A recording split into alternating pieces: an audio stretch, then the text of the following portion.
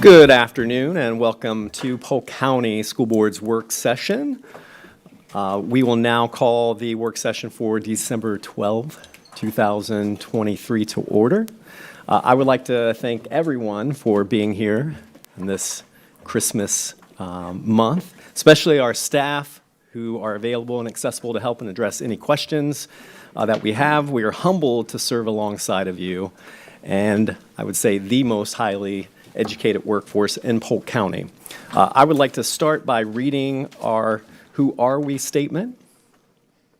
So we are the Polk County Leadership and Governance Team. If we were to pick one phrase to define us, it would be student-centered, because when we come together to work, we lean on our diverse backgrounds and experiences to ensure that our decisions are focused on providing a high-quality education for all students. The four most important things to our governance team are: number one, operating with integrity; number two, respecting our students, staff, families, and each other; number three, establishing a culture where our stakeholders feel valued, supported, and have opportunities for personal and professional growth; and number four, supporting an approach of continuous improvement to ensure student outcomes. Collectively, we need to work on behalf of the children that we serve, and we're going to find avenues of agreement so that we can govern the district in an effective manner. There's no acceptable alternative. We will always collaborate in a respectful manner in order to enhance opportunities for each student and staff member. We will not disparage others. Our students will thrive because we will remain committed to supporting the whole child. We hope to engage and empower our students and stakeholders to create a community of lifelong learners. So at this time, I would love to turn this meeting over to Superintendent Hyde, who's looking mighty fresh today, to lead us in our work session. Superintendent Hyde. I don't know about fresh, but thank you. Good afternoon. Thank you for everybody for being here. We're going to go ahead and get started. The first item before us today, board members and community members and staff, I'm going to introduce Steve Cochran and Laura Webster to speak to you today about 20 high school student interns. Good afternoon. I just want to start off, this is not a new program, the 20 high school interns that you see before you for your approval. We have been doing this program, running internships and apprenticeships during the summer for the past 2 years. In 2021, we had 22 students involved in internships and pre-apprenticeships. Last year, we had over 40 involved in internships and pre-apprenticeships. What had become the problem, and what we thought we had solved going into last year, was we had been paying students under a CSA. And while we had problems with it the first year, there were delayed payments, there were issues with the students properly filling out the paperwork. We started over, we put the team together, we did it again the next year, and we got almost the same results. Delayed payment, students were being paid very late, and additionally there was some confusion on the students' part on how to do their paperwork properly. So this year, Laura and the team got together with Andrew Baldwin, Chad Smith, who else was there? Chad Davis, I'm sorry. We've worked with Mr. Warren, we worked with Jenna Short, several people from HR, finance, payroll, pretty much anybody that we could think, Mr. Pitts, all the way up to Mr. Pitts, anyone we could think that could help us come up with a solution to this problem. So we think the best solution was to actually hire the students during the summer. A position was created in cooperation with the Human Resources Department, titled Intern High School CTE Academy. These students will be paid $15 an hour. We have the money for this program has been procured through Title IV, And thank you to Andrew Baldwin for making that possible. We have put $40,000. We hope to spend all $40,000 on our students, but that is the highest amount. If every one of those 20 students does the amount of hours that we've allotted for them, then we will spend $40,000.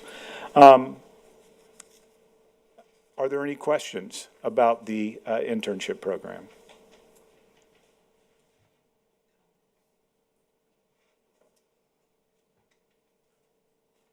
Ms. Cunningham. Thank you, Superintendent Hyde. I just want to say this is awesome. Anytime that we can give our students an opportunity to have hands-on experience is just magnificent. So I totally support this program, and hopefully as the years go on, you can add more students to the program. So kudos to you, sir, and your department.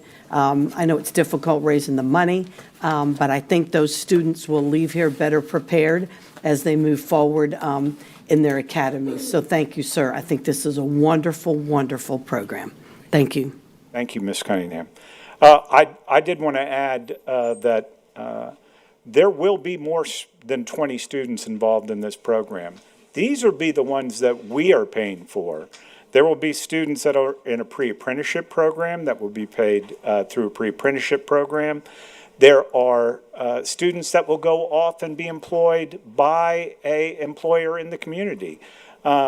We've set aside this money for nonprofits, for positions with Polk County Public Schools. In fact, once this is approved, the first intern will start working for the PEP organization in Winter Haven at their request. So we hope to be placing these students throughout the district. But this will provide an excellent opportunity for these students to work out in the community, to work for nonprofits, to work for us, because we also have employment needs. So we feel like this is going to be the best way to do this. Are there any other questions?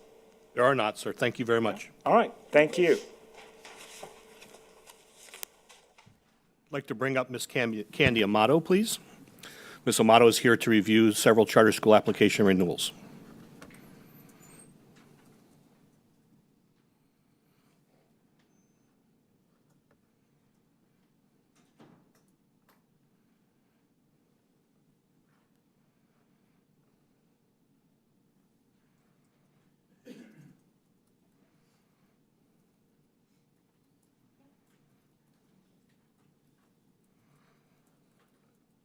Good afternoon. So before you today are 3 charter schools that are currently in operation whose contracts expire on June 30th, 2024. I'm not going to read you the statute. It's the same statute that you've seen multiple times, but this is the statute in which we follow the bulk of the review process. And the review process that the district and the charter office takes is we're looking for the following 3 items. Is their academic program a success? Is the school a viable organization? And has the school been faithful to the terms of their charter and the contract? So we will start with Ridgeview Global. Oops, yeah. So those of you who have been around probably know Papa Fryer, Mr. Ralph Fryer, who opened Ridgeview Global when it was a Polk County public school. They did convert to a charter in 2001. Something unique about Ridgeview Global is they are a hybrid model. So their elementary building is a conversion. We own it. It was our building. They have since secured USDA loan funding to build their middle school and their high school. So those buildings are considered startup, and they do receive capital outlay for those buildings. They do not receive it for the K-5. So it's a unique situation that they have going on there. So we conducted a charter review site visit on October 11th, and they provided us an extensive information. Their review was very detailed and involved because they did have a lot of history to share, and we had members on the charter review team who have never made their way to Ridgeview Global. So we were excited that they were able to share their history. As you know, they are a high-performing school. They earned that status back in 2011, and they maintain that status still as of today. Something that was really important to the mental health component in the review, 94% of their staff had completed the youth mental health training. Remember last year we needed 80% at the school site, and they exceeded that by achieving 94%. They have had consistent leadership since the beginning and extremely low turnover, and everyone loves Papa Fryer, including the kiddos who call him Papa Fryer. So it's great to see that connection and the history that they have there. Their board is extensively experienced. They operate over 20 buses with 16 different routes, which our transportation department was very pleased to see and hear. They have 40 different countries represented on their campus, which ties in nicely to their global studies. It fits in, ties nicely into their thoughts and how they seek. They're educating the students. And they are classified as a Title I school. And they are seeking a 15-year contract, and as a high-performing charter school, statute lends them to be granted that 15-year contract. And I'm frozen.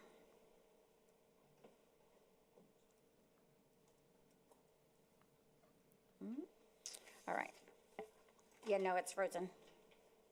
It moves up and down and sideways.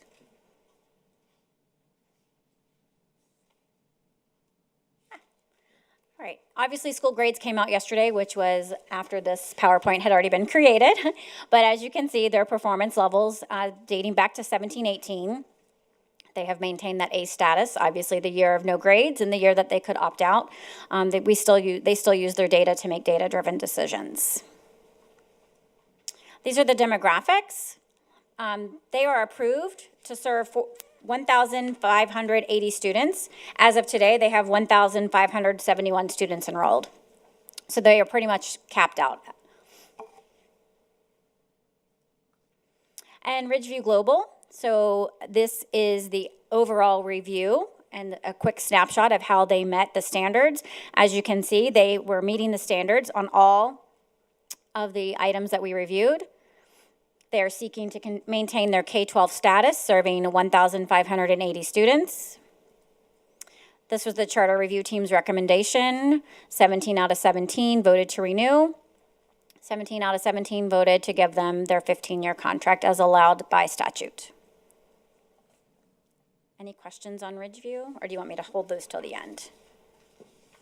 Ms. Miller? Thanks, Ms. Amato. I just want to point out that not all of our charters look the same in demographics. This is an excellent example of how you can serve all students. If you particularly look at the ESE population that they're serving, they have increased it to almost a percentage that matches the district percentage. So when they're looking at students, they're not looking at a specific student. They're also very diverse in who they're selecting, and they're keeping them. And that just goes to show that when you move every population, that the school will benefit because of their grade. I just wanted to publicly acknowledge that and thank them for having that model for students. Go on, Ms. Amato. All right, moving on to Chain of Lakes Collegiate High School. So something unique that they will be doing this year is they would like to be adding their 10th grade. So however, the review was only on 11th and 12th grade because that's all they've served since their inception. They opened in 2006, serving just grades 11 and 12. They gained high-performing status in 2016. We conducted a site visit on the 11th of October. Again, a lot of great information. Site visits were made available for the charter review team. Their ESE services are provided via consultation and support facilitation, and all of their IEPs were current and up to date, which is a huge feat for the schools, all the schools. They do not provide transportation, but the students are eligible to receive a bus pass to utilize the Winter Haven Transient System because there are students in grades 11 and 12. A large number of those students can drive. We did have conversation of how they will entertain 10th graders coming on board. There is a significant number of 10th graders who are not of age at the beginning of the 10th grade year. So they will continue to entertain and find ways to address that matter. The school is financially solvent. They've earned their Cognia accreditation. If you'll recall, Polk State is actually their governing, and which their members are appointed by the governor. They've had strong and consistent leadership with minimal staff turnover. They continue to achieve a 100% graduation rate. And actually 60% of their students earn their AA degree by the time they graduate high school. And that is the design and the purpose of their program. They also are seeking a 15-year contract, adding grades 10. As a high-performing school, they are eligible for that 15-year contract and are eligible to add grades that are currently not served, so long as they do not exceed their building capacity.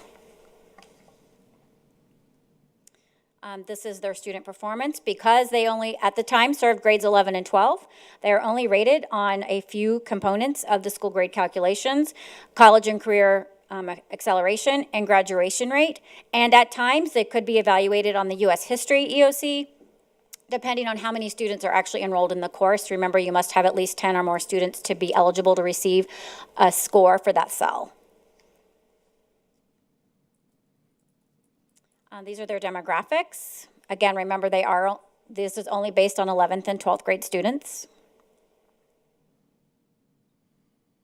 They currently are approved for 350 students. They currently have, as of this morning, 312 students enrolled. At the end of the evaluation, here is the snapshot. They did meet the standard on all areas with the exception of learning support, and that had to deal with some of their 504s. And they are seeking for their next term for their 15-year contract, grades 10 through 12, and maintaining the 350 student enrollment.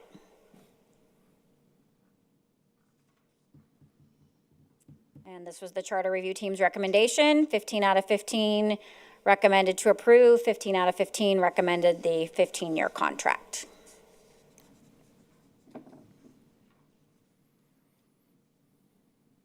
Any questions on Chain of Lakes? Ms. Wyatt? Thank you. Just curious, so for our charters, they typically are a lottery system to get in, correct? Yes. Is that the same with collegiate? Yes. Okay, so it won't, because I know at one point they were requesting PERT scores or things like, they had to have passed to be able to take those college classes. They still need to take the PERT scores. And actually, there are representatives from the school, so I'm not trying to put them on the spot, but they can correct me if I misspeak. So the students do need to take the PERT test as part of the application process. Okay.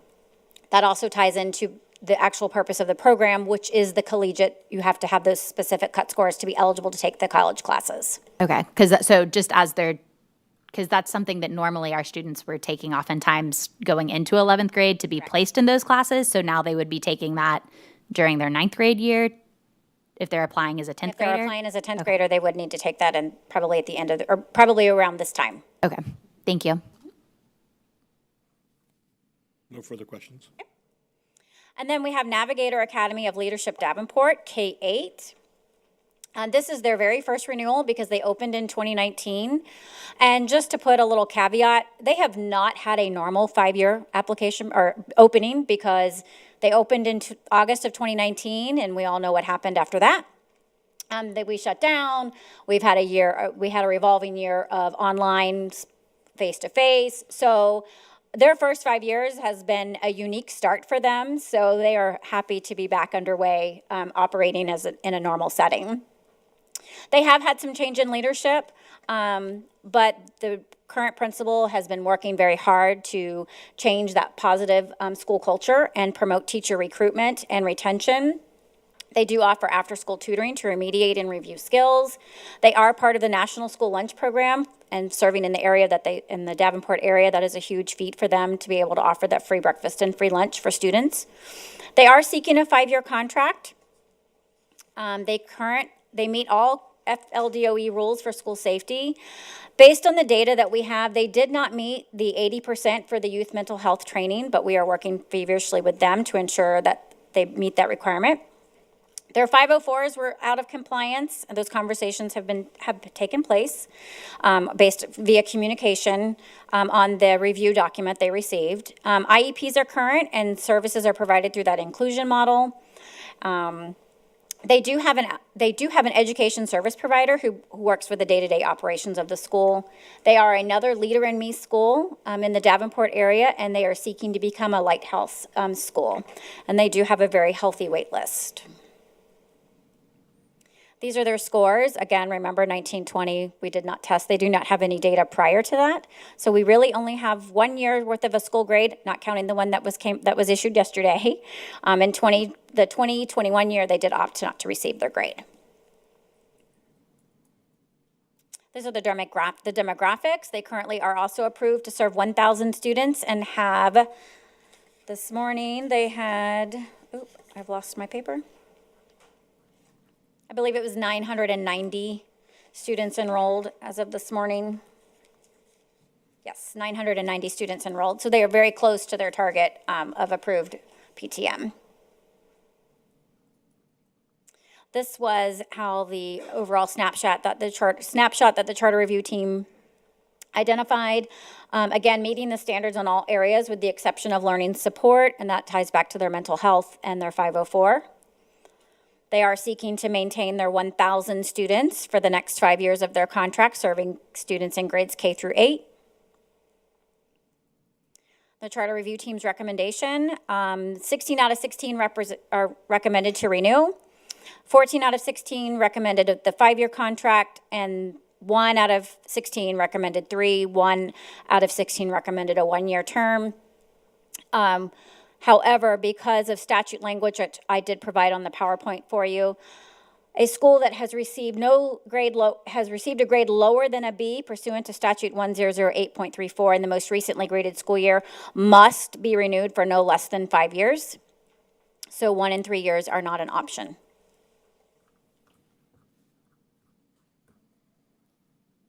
And are there any questions? There are no, Ms. Cunningham. I'm just not fast enough at the That's trigger okay. today. Just wanted to say thank you. I think that was a very detailed review.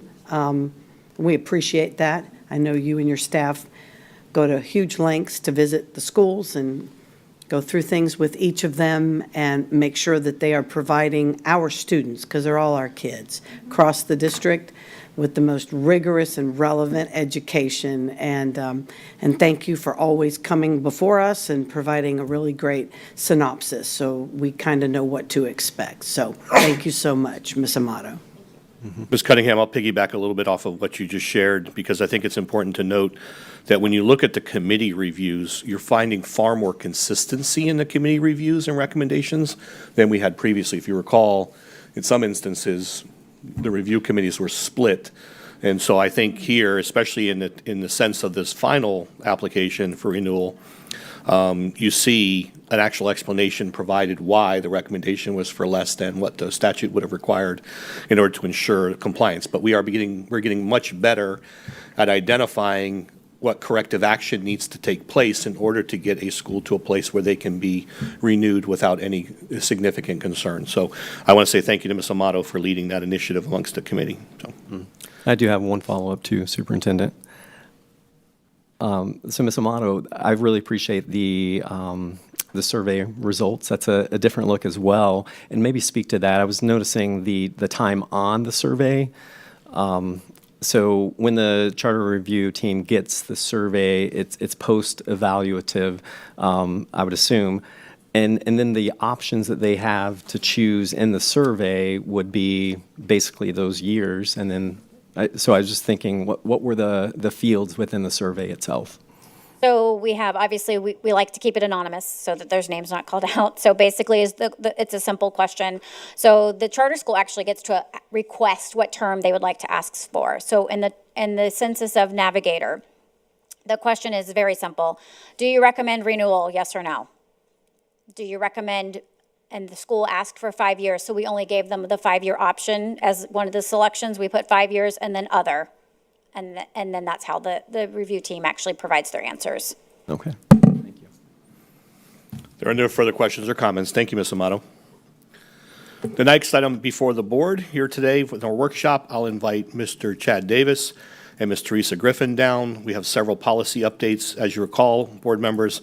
I'm guesstimating, but I believe there were over 80 rule changes that require us to update policies and procedures. So we're bringing those to you in small clusters as they're being revised. And so I will turn it over to Ms. Griffin and Mr. Davis at this time. Thank you, Mr. Hyde. You're welcome. as Mr. Hyde mentioned, we're trying to work through all the policy updates, and we should be getting another one from Neola in January, so it's just going to add to that list. But I'm trying to bring them to you in small chunks. This first group is policies 2520, 2521, and 2522. All three of these relate to instructional materials or library materials, and they're being updated based on statutory changes in House Bill 5101 and House Bill 1069. And there's a lot of the same language in each of these policies, especially 2520 and 2521, if you look at them, some of the changes, but it requires that the superintendent provide certification to the Commissioner of Education by July 1 for allocation of state funds. It also defines Library Media Center to include materials in the classroom. There's also a requirement that the superintendent certify board approval of the staff development plan by August 1. It goes into details about duties of principals as it relates to instructional materials, the adoption and publication like on our website where parents can limit their students' access to material. So the requirement that we have that on our website, explain that process for parents. The process for objections by a parent or resident to any type of instructional materials. And then there's an update for New World's Reading Initiative. So those are all of that group of policies. And all of those changes they're pretty much highlighted in green or struck through in red on the policy, clearly outlined for you. And then policy 7540.02 is web content, apps, and services. So this is basically our web policy. This is straight from Neola's recommendations, Senate Bill 258 and House Bill 379. There's some statutory changes. Some of these we've talked to you a little bit about before, and we brought some other IT policies forward, like prohibition for different applications on wireless cellular devices, and then it prohibits downloading of specific applications on the school district's internet. It prohibits the use of TikTok or any type of successor platform, requirements related to wiping and uninstalling prohibited applications. So it's really, those are highlighted in green. You'll see that on the policy. Do you guys have any questions about any of those? Mr. Sharpless? Yeah, I have some questions specifically on 2522. Okay. So I'm just going to start with, I guess, from the beginning of the policy and work my way down, kind of questions I had. Does that work for you? Yes, that's fine, and Okay. I'll try to answer anything Okay. that I can't. And I know this is all based on, again, legislation that has been passed, and we're through Neola, we're reacting to this. Correct. Legislation. And then also, this is a replacement policy, but we also walked over language from our existing policy. Okay. To make sure that that was included in this policy as well. So I have some questions. So on page 3, I'm gonna start with under B. It's the second X. It says upon receipt of the information, the superintendent shall, after advising the board of the complaint, and there's a couple times I saw this word advising. I just kind of was wondering if we could define, or what does that mean, advising? It's in the policy, so I was just curious. Yeah, I mean, that, like, the board would be notified. I don't know if I'm speaking That's correct. out of turn. Yeah. Yeah, the board is not advised as far as the challenge itself. Yeah. You're provided a context to the information surrounding the challenge, the school, the complainant, anticipated timelines, those types of things. Gotcha. So could we maybe make that a little clearer in the policy? Exactly what that means, that advising piece. I was just that way. It's, for me, when I'm reading it, it's clear. We'll receive documentation, schedule, whatever that is, and is that appropriate? Is that appropriate to put in the Change policy? it to notifying. I would simply either apprise or notify. Okay. All right. And then under 1 through 4. We're still under B. Yeah, we're still under B. 1 through 4 here, it says one or more parents, and then it says one or more instructional staff, one or more laypersons knowledgeable in the area. So I was wondering, can we make that more defined? Because one or more could mean, of any of these groups, literally one and 8 of another or 3 of, it just doesn't seem, I would like the review committees to be consistent. And so if we could have more of a defined number there rather than just 1 or more. I think this where it gets a little blurry, though. Okay. Board Member Sharpless, in that this is policy. This is not the procedure. The procedure clearly defines the membership and the number of members, and we have provided that on numerous occasions. So while policy says it must be at least 1, our procedure does state who needs to be involved, including students at the high school level. So So my question then is I thought procedures flow from policy. they do, but the policy here stipulates the minimum number of participants per classification.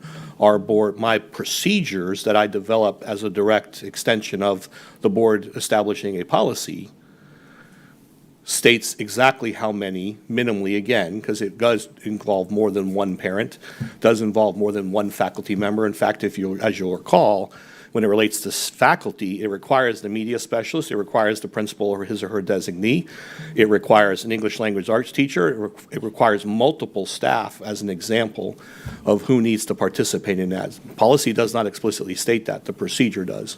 So that's where I get confused between the two. To me, I just think policy should flow from, or procedure should flow from the policy. If it's in the policy, it should be in the procedure and vice versa. That's just my opinion on it. Another question I have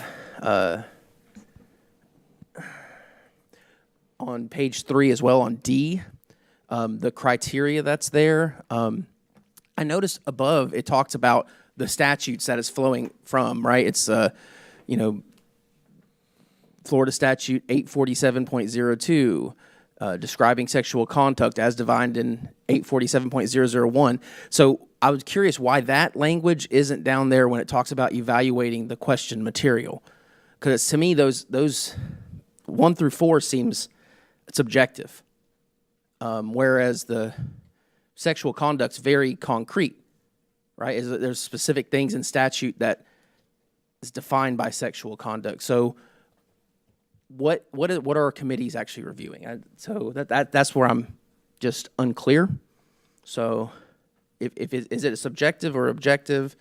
Are we looking at what standards? And so I would like to see potentially that down there in D. We have it above, but when it actually looking at the policy and what they're evaluating the material on, I would like that to be included in that part.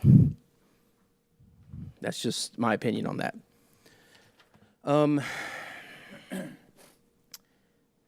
And I think the only other question I had on page 4 under G, why did we what was the justification on striking out the 30 and putting in the 15? When it says the complainant may appeal this decision within 15 business days, why was 30 stricken out from that? If I remember correctly, and Stacy, you can correct me if I'm wrong, but we were trying to be consistent with where it was the 15 days earlier in the policy. Yes.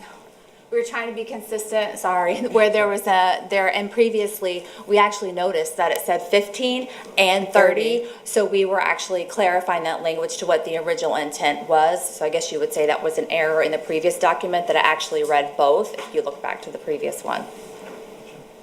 And so And there's no need to provide, respectfully, from my position, there's no need to provide an extended timeline because the complainant is notified immediately following the convening of the meeting if they choose not to be in attendance. So they are apprised almost immediately of the decision of the committee either to retain or remove a book. So 15 days is more than enough time for that complainant to file or request a secondary review. Only because in F, the one right before that, it says that the committee's recommendation shall be reported to the superintendent in writing within 15 days. So my thought was, hey, if it's 15 days where they tell the superintendent of it, how long are they getting the complainant? Because if you're saying, well, you only have 15 days to appeal, but yet we can get the information to you within 15 days, it's kind of like. Our procedure stipulates that. Okay. So again, outside of policy, procedure are the actual steps that we follow. I am never apprised 15 days after a meeting. In fact, Ms. Davis does an excellent job of notifying me the day of Okay. a review. Especially in situations where you have multiple reviews taking place on multiple campuses. And then the board will note that you don't get those the same day that I get them, but you do get them in a Friday update. So I've always provided you with an update on any book challenges, including anticipated dates in which subsequent book challenges will be concluded. But you always get a summary. You always get told how many votes there were, yays and nays. I've addressed questions based on that, but no, it's not a 15-day wait period that I have to get that information. Ms. Davis does an outstanding job communicating that to me. All right, I was just where I was confused in the policy, so. And then the complaint, no, it's good clarification, right? So, and then the complainant is notified in accordance with our procedures, and then again, the clock starts for them to file a subsequent appeal, should they choose to do so. I think that's all my questions. And if I can quickly address your previous concern about that Section D, you do hit upon something that I think is very important to point out. This is, I know you all have recently had presentations on the Miller test and some of the changes that have been made. The Miller test, of course, is the Supreme Court decision that you look towards a community standard, you're looking at appropriateness, whereas the section you pointed out above that highlighted the Florida statute with sexual conduct, that is the change that's been made by the law, and absolutely these committees should be looking for that. That should be a standard they're looking at, and many districts, they don't even have committees look at it because that objective material is already found and they go ahead and pull the books. So I think that was a good catch on your part, however you want to handle that, but that should be something committees are looking at. And ultimately, it will come back to the board with the authority to determine that. If it gets up to you, that'll be what you're looking at too. I think part of it too is within the rubric. Is it not contained within the rubric, Ms. Davis, and the directions that are given to the committee? Yes, so the state form actually changed as well, and the state form has all of the criteria that were mentioned above. And then on our form asks the question about whether material is age appropriate, could it be offensive for any of the following reasons, and then there is, I would say, a checklist or a rubric that would outline all of those reasons, including pornography, sexual behavior, and so on and so forth, language. So it is a checklist that the committee members are asked to evaluate as they read the book in its entirety and complete the form. And they're allowed to fill that out individually, and then they submit those at the end. That Right. essentially tallies their vote. Additionally, they also get a copy of the complainant form, that's now that state adoptive form that we have posted on the website that includes all the information required by the state on the form.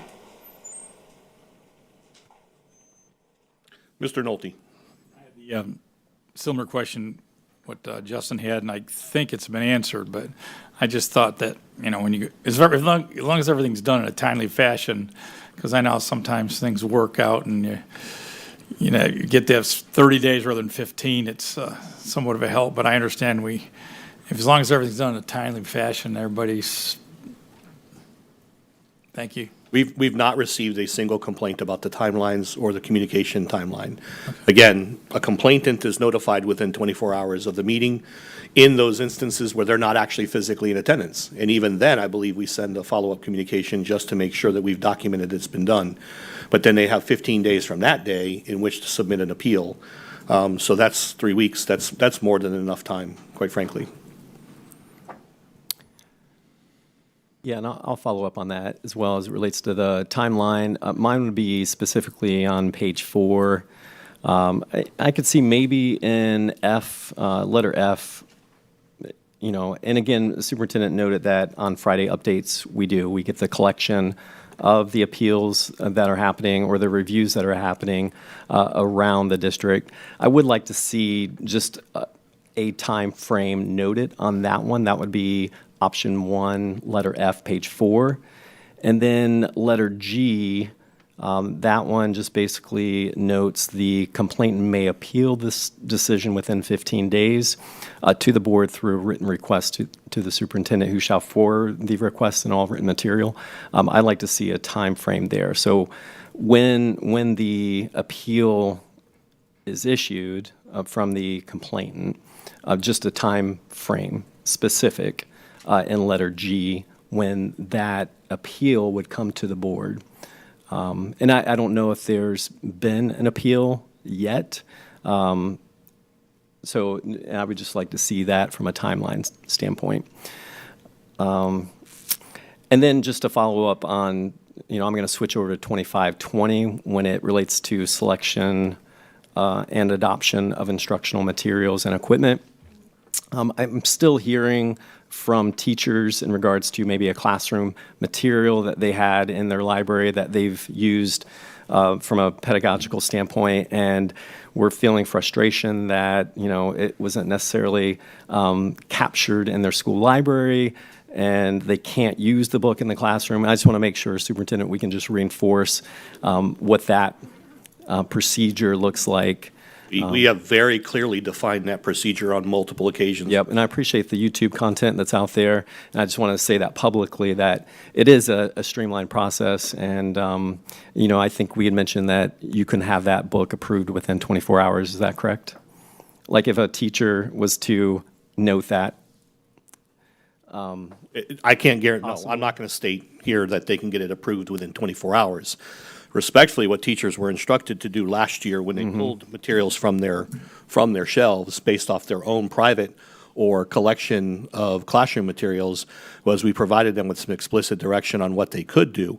We also told them that they could search those books, and if they were currently in any of our media centers, that book was considered approved, and they could retain that book for its use in within the classroom setting or for free reading materials for our students. However, if a book was not included in our school, in any of our school libraries, and again, we're not asking to look at their school library, we provided them the master list of books for the district. And so many of them had review processes, and they went through and reviewed their own books to make sure what was included in our collection and approved. For anything that's outside of that, there is a process for them to submit that for review.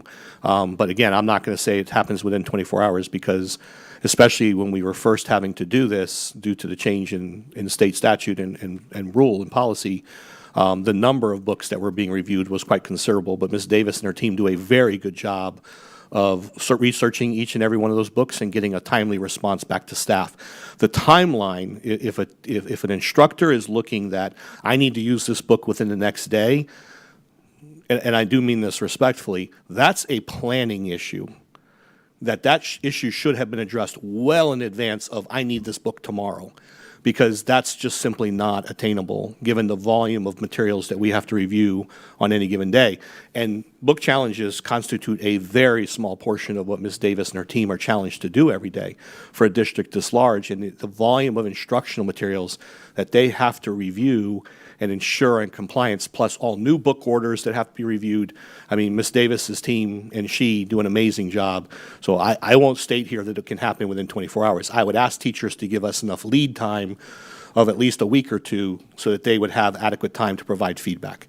And if a book cannot be approved, to provide recommendations for an alternative resource that teacher could then utilize in their classroom without any worries.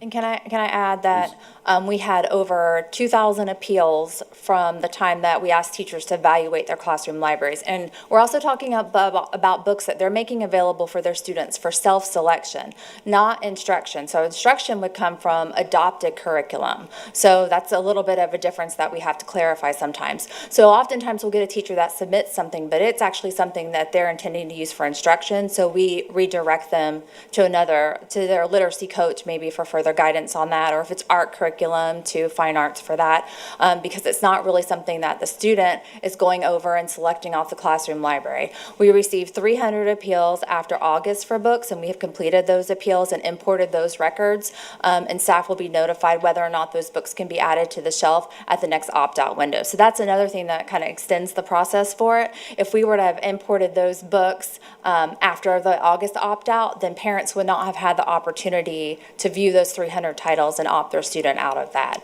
So those 300 that we received after the August opt-out have now been reviewed and will be ready for teachers to use in January if it was appropriate. I will also add that I think it was good for us to go through this process because we did discover that we had some books that may have been better suited for middle grades that might have been in an elementary library, or high school that was in a middle school library, and teachers also were able to see items that kind of have been on the shelf for a while. Just like in libraries, we need to have have collection maintenance and weed from time to time. So I think that was a good process for them too. And we appreciate the teachers' patience as we move through this process as well. Great, thank you. There are no further questions. Thank you. Thank you. Ms. Barkin? Lori? Next item, board members, is the Head Start cost of living adjustment and the Q1 2023 staffing requests. Good afternoon, Superintendent Hyde and board members. We submitted the, we came a few, see, that's what I always do, that's why you're supposed to touch it. We came a couple months ago and asked for approval to apply for the COLA and the quality improvement funding. We did submit the application, it was approved. We received the COLA funding of $488,409, which will go towards the increases in staff salary that were recently passed. And then the quality improvement funding had specific items that were part of the Head Start requirements of how we were going to use that money to improve the quality of the services that we're providing. So we are here to request an additional Head Start social worker and an office system specialist. As you know, we serve 942 children in a very large district, and we currently have one social worker that's trying to meet the needs of those families. So being able to add a second social worker to lower her caseload will be helpful to ensure that families are provided her services in a more timely manner. And the office system specialist is a second person to help answer our phones at our office, because as we're increasing and word is getting out, the sheer number of calls that we're getting is to help increase response times to parents, especially during the peaks when the applications are live. Which is around the corner. And when parents just have questions or need directions to the right person. So that is our request today.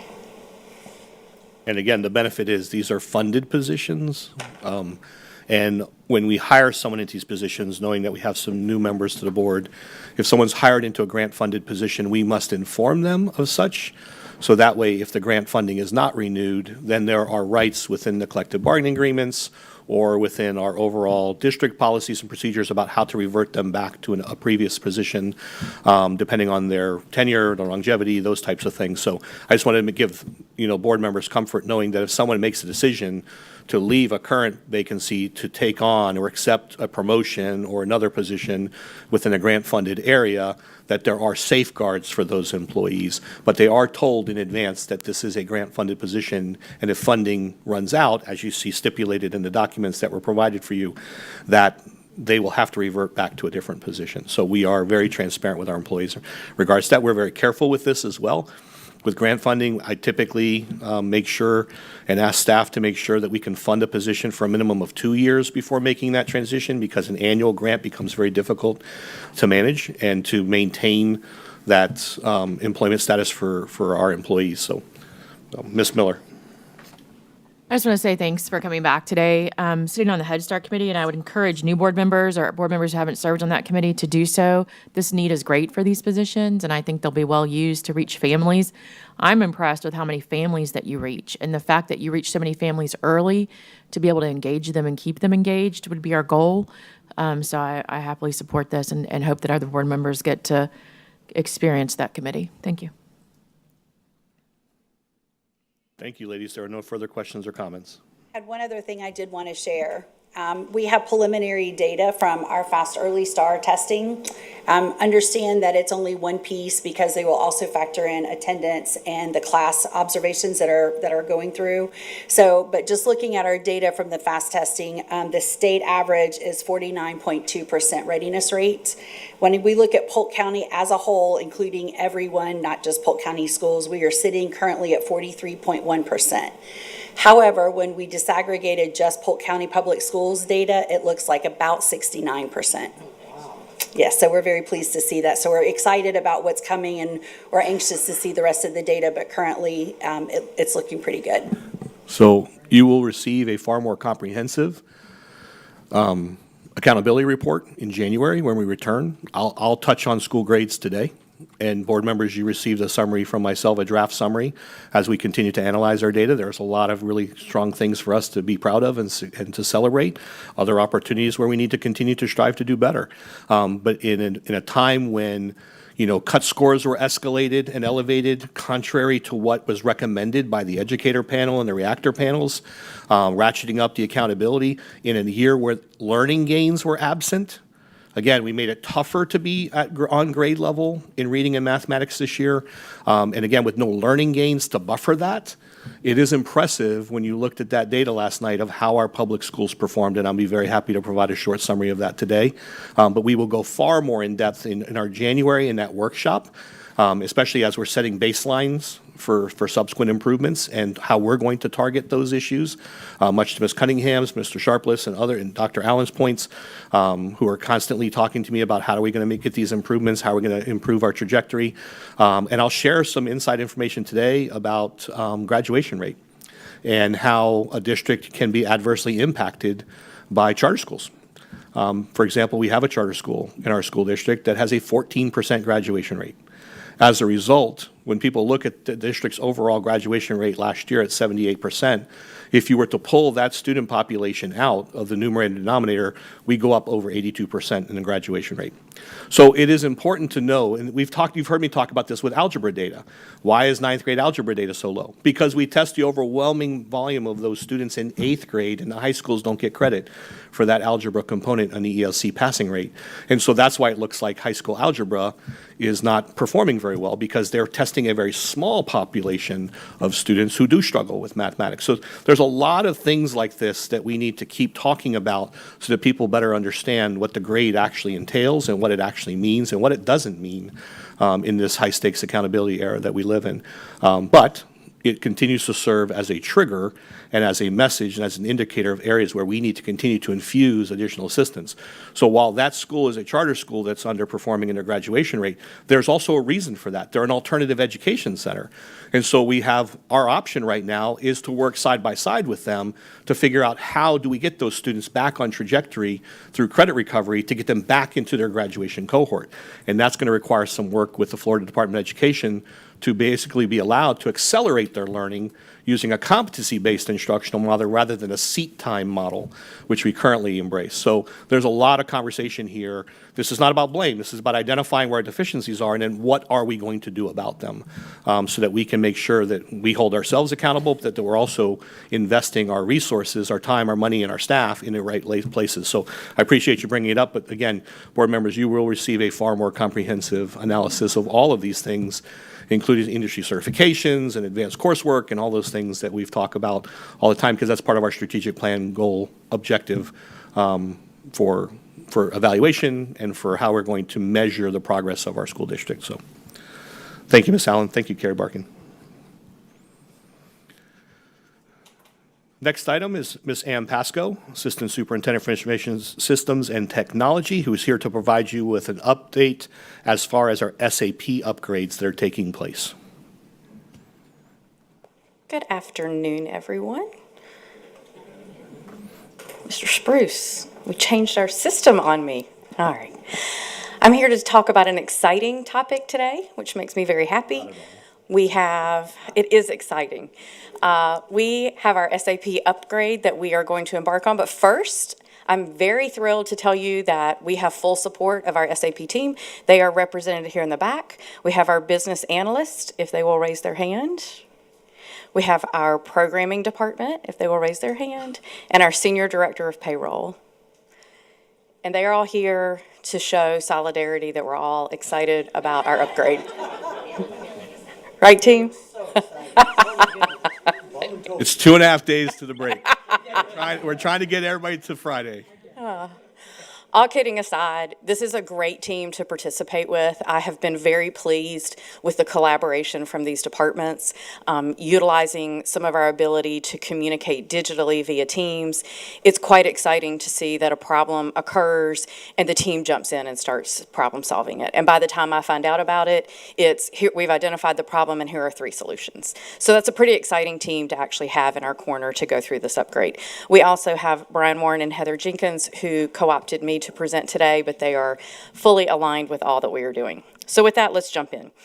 We talk about SAP, what does it really mean? So this is the backbone of our operation. This lets us do our materials management, warehouse, plant maintenance, all of our capital projects, our human capital management, so everything that would go into HR, from some benefits, payroll, organizational, employee administration, and then some of our asset management. So I say use that to mean that the state has changed the requirement, and any assets above $5,000 will be clarified as assets. Any items such as a computer that are below $5,000 are not kept in SAP, they're kept in a different system. So the first question is, why would we do this? Why would we upgrade? So there are a couple things. We want to make sure that we're updating our technology so that we have it for agility and for innovation. That's going to be extremely important for us as we continue to lead Polk County, that we have systems that let us move quickly and be agile as our leadership is making decisions that need us to pivot in order to meet the needs of students and teachers. The database itself is simplified, which means it makes it easier for people to manage. The speed is faster. Currently, right now, because the database is so complex, we take a lot of processing time to run reports and things of that nature. So this will help with our efficiency. We have more capabilities, which means less customizations, which also helps us be a little bit more efficient. It will reduce our cost in the long run. Obviously, there's cost to upgrade, but we're looking at the long-term cost, and it will reduce that because we won't have as many redundancies, and we will be able to reduce some manual processes. Just like earlier, you were saying you wanted to make sure that we got things in a timely manner reported. Those require manual activities. Anything we can automate should help us move things along a little faster. Additionally, SAP has decided, so this is not Polk County deciding, this is SAP deciding, that they are going to make ECC, that's our current platform, end of life on 2027. Sounds like we have a lot of time, but we don't. They stopped making changes at 2016. So that was their cue to us, you're going to need to move on. Right now, we have to extensively customize in order to meet the business needs, which is what this staff back here does. They are constantly customizing the system, making changes as a new need comes in. The student interns we talked about earlier requires a change in the system. So anything that we're deciding to meet those needs requires that the system be updated. Batch latency is what I just talked about. These reports take a long time. If you've ever run a report, gone to get lunch, gotten a coffee, come back, it's still running, that's the kind of delay that we experience.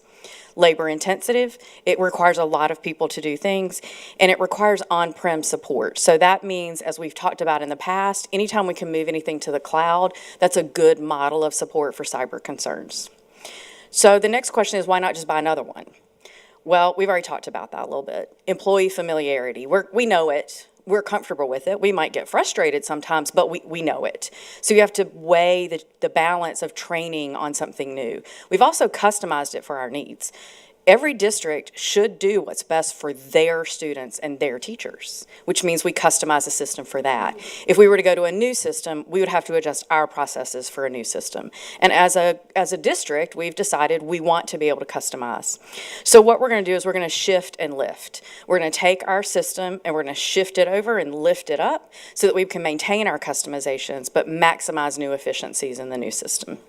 And we have a limited timetable. I know I told you 2027, but I'm already getting a little heartburn about it. So it takes us that long to actually go to a new system, and I'm going to talk you through some of that in a second.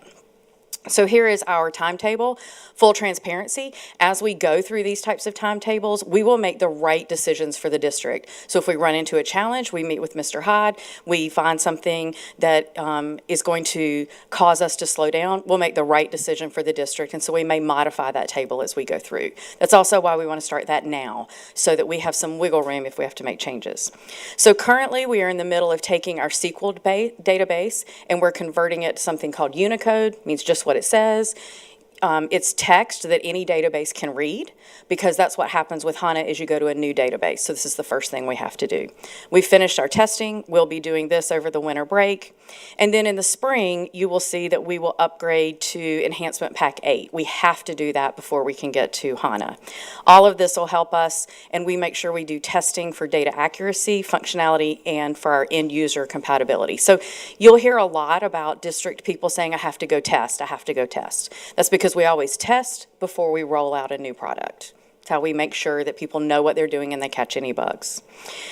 Quarter 3 and quarter 4 of 2024, we will go through, we'll assess our current environment. That's basically where they give us the price of what it's going to look like for a new one, and we get a cloud trial so that we can go and test some things out and look at it and pick what we need to do. Then we go through our project plan. We start to appropriately size the upgrade. Essentially what that means is anytime you go to a new system, you're deciding what data do you keep and what data do you not keep. And we have retention policies in our board policies that determine what data we keep. So we need to appropriately size that.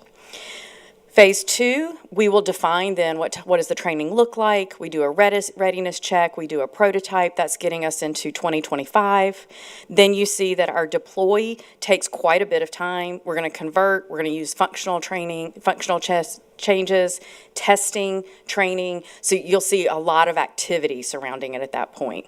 The very good thing to remember is none of this affects instruction. So teachers are very minimally affected by this, and we will be very purposeful to ensure that our upgrade will make sure that principals also are as minimally affected as possible. So we keep our business running as we need to. And then we have our go live at phase 4. We do have to look at that with our year-end close. So we have to make sure that all of the finances that happen under Ms. Jenkins' purview can occur, and we also get to our new system. So that basically is a fast overview. We expect to constantly be bringing you updates, but wouldn't really make sense if we hadn't given you that overview. So, Mr. Hyde, any questions?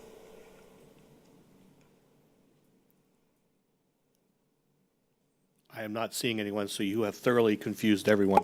So, Yes. good job, Ms. Pasco. Thank you much. But kudos to her and her team, because not only they work on this, I think the part that gets understated here is they do all this work while they're still maintaining their daily requirements so that our district continues to function. So this is above and beyond what they already are working on. Plus, kudos to them for meeting, not missing, let me restate that, for meeting and exceeding every single deadline they established to make sure that payroll changes will take place as we had committed to prior to the winter break. So they have done an outstanding job. And the ad hoc reports are quite considerable. You don't realize, you buy a software platform for our student information system or our learning management system or our any department that you're trying to operate, and you buy it, and then you realize very quickly that the way you utilize it needs to be a little bit more unique than the standard off the shelf, so you end up having to work with the company to program and write script, and our team does a lot of that behind the scenes on their own, so we're very proud of the work that they do, and I want to give them credit even though they all fled the room as quickly as they could. Yeah, it's okay. The last item here under superintendent's report, prior to my providing you with a brief summary on academic attainment this year and school grades, is Safe Schools summary. This is required each year, so we have both Major Seymour and Captain Ryan Shea here with us today.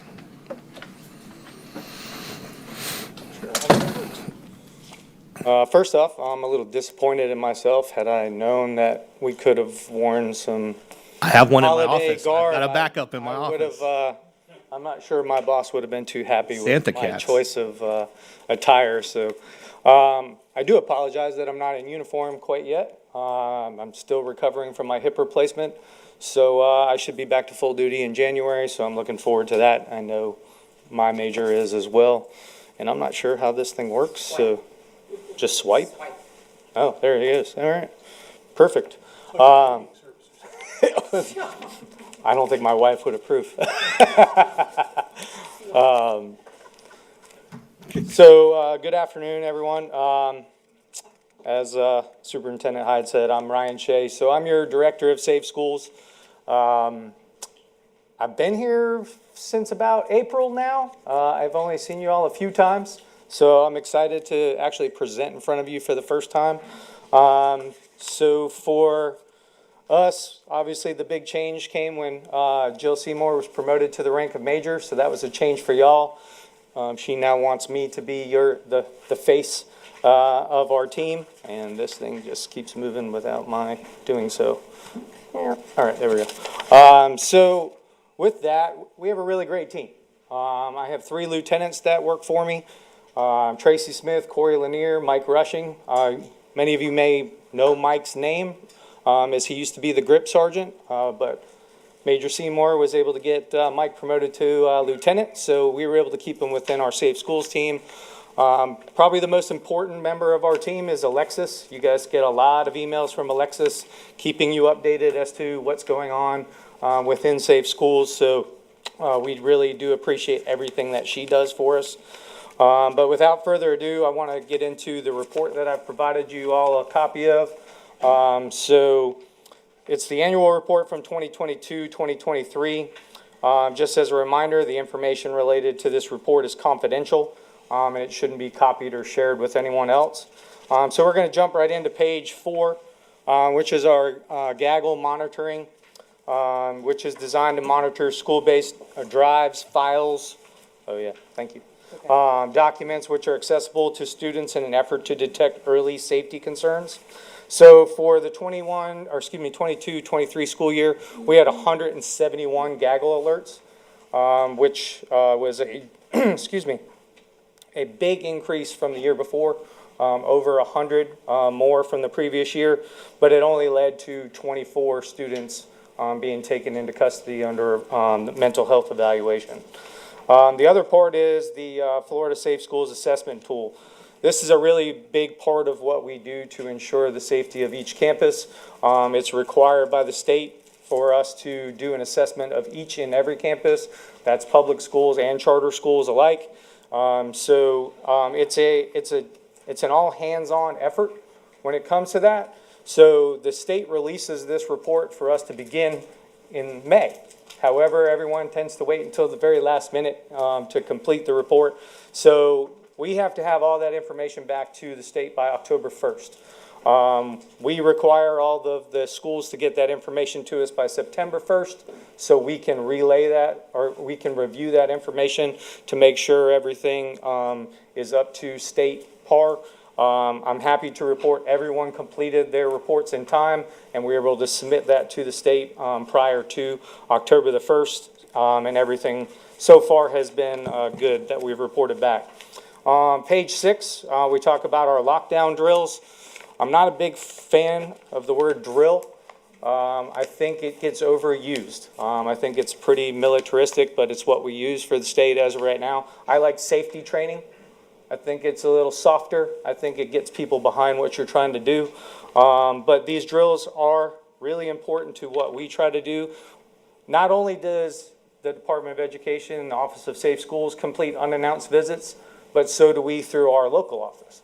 So we'll go out and we'll make a surprise visit on a campus, so that way we conduct a drill right then and there, and they have to do it in front of us, so that way they don't have time to prepare themselves. So we do 30 of these throughout the school year. So far we have done at least half of that with our team. We've been out as recently as last week doing those assessments. The schools are improving. I'm happy to report that they are improving with these drills. We've had to make some changes to the form that we use to bring it into compliance with the state. So all of those changes are being brought to their attention, and it's helping with making sure that these drills run easier for everyone involved.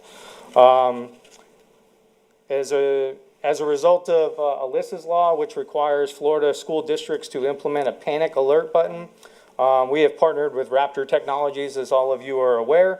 Raptor is a big help to all of us. It helps with document storage with our critical incident response manual. It also has the different videos that we utilize: run, hide, fight, see something, say something, our hard corners video, and also any of the recent PSA completed by Superintendent Hyde and Sheriff Judd on the verbal threats and stuff along those lines, making sure that we make sure the kids work in a safe environment and they don't say anything they don't really mean.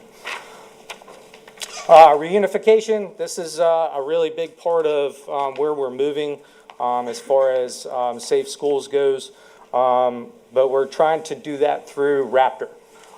This is something we've been working with Ann Pasco and her team on, making sure that everything is up to date, all the school rosters are up to date, as we move forward with a reunification training exercise, which is coming up next month. So we're excited about that. I can't give out too much information, as there's 100 district employees that are part of that reunification, and they'll receive some sort of alert when that training will be, where it will be, and what time that training will take place.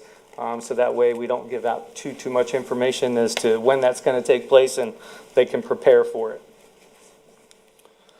Emergency preparedness, that's going to start off on page 7, which is Fortify Florida. This is the statewide reporting tool operated by the Florida Department of Law Enforcement that allows students and the general public to report concerning activity instantly to law enforcement agencies. Similar to Crime Stoppers, you can report anonymously. The big thing that we've noticed from the transition from 21-22 to the 22-23 school year is that increase in the number of tips we received. It seems to be a direct correlation as we jumped to 81 Fortify Florida tips just last year, which is 53 more than the previous year.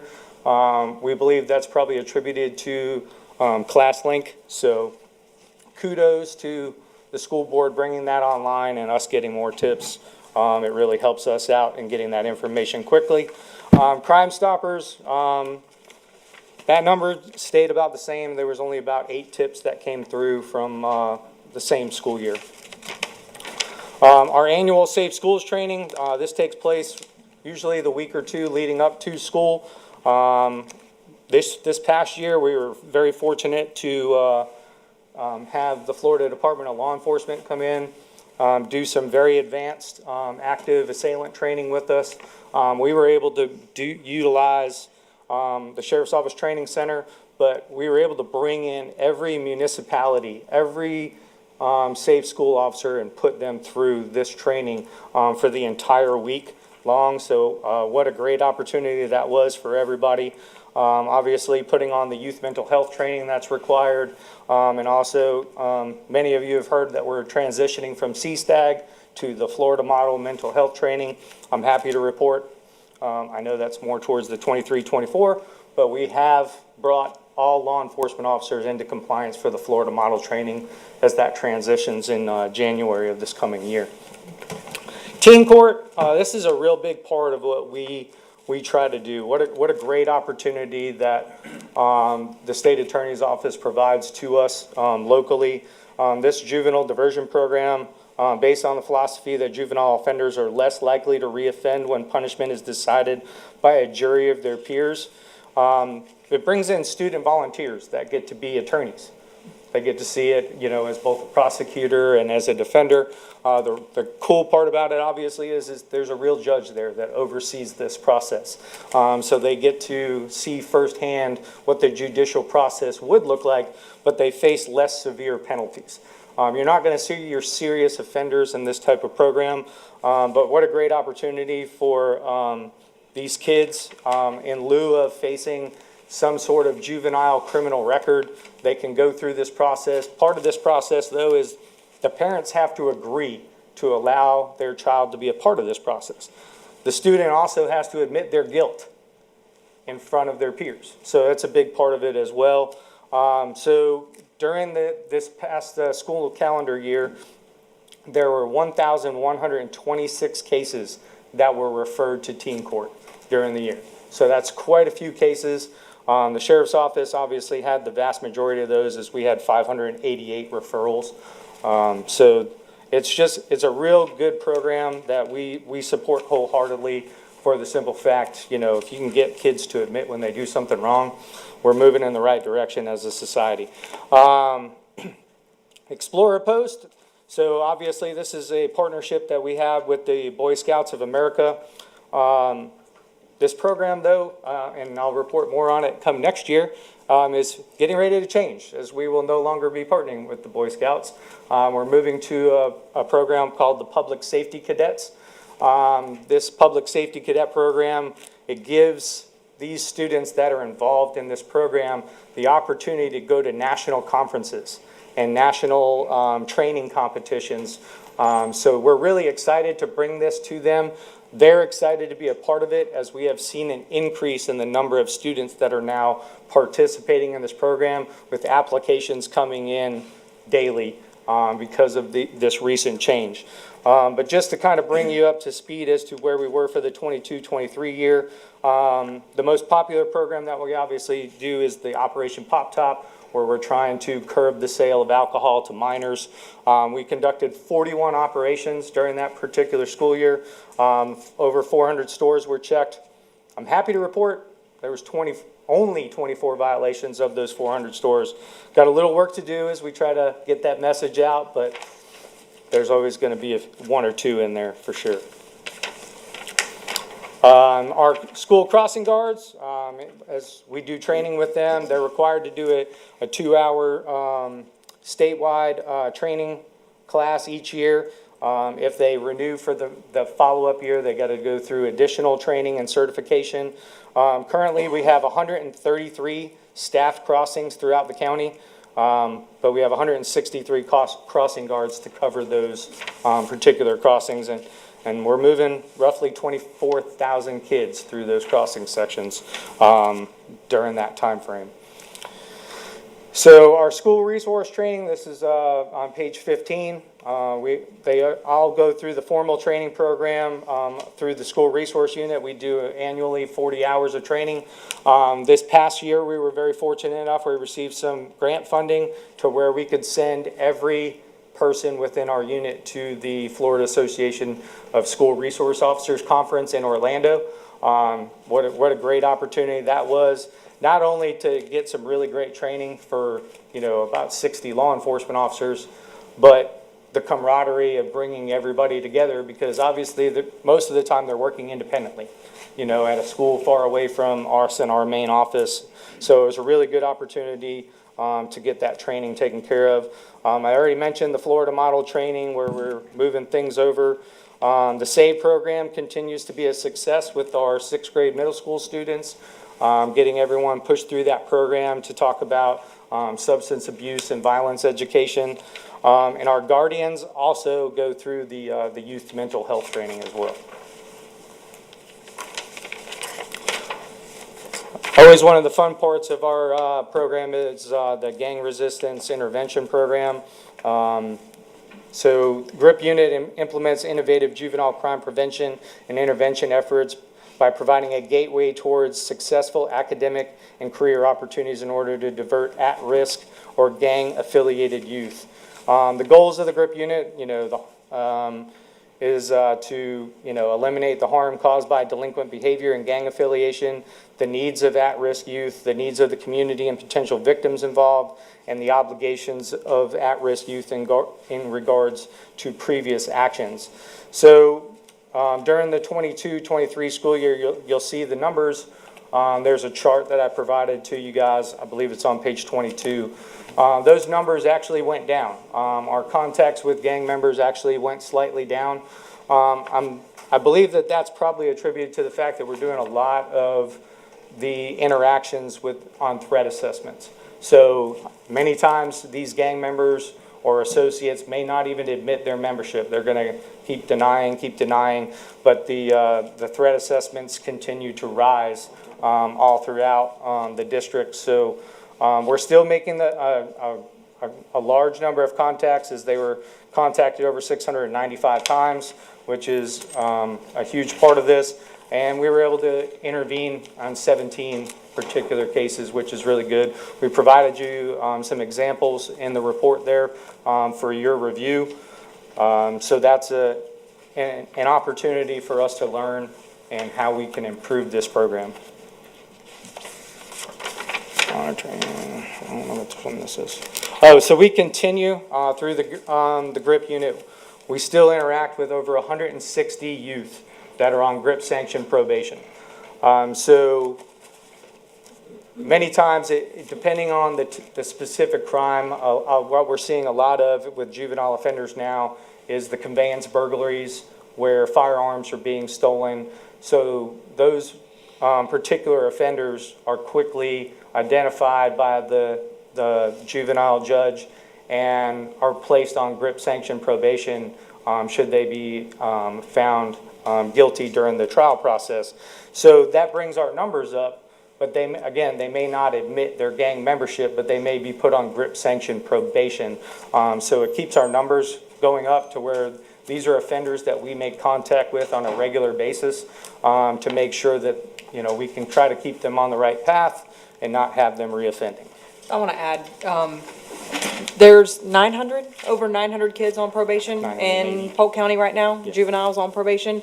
We have 160 that are on GRIP probation, and that entails us being really involved, hands-on with 160 kids. So I just want to mention that, out of 900, we only have 160, but that's still a big number for 15 deputies to try and monitor and have weekly contacts and make sure that they're meeting their curfews, having their grades, attending school, and having contact with the parents. They have really good relationships.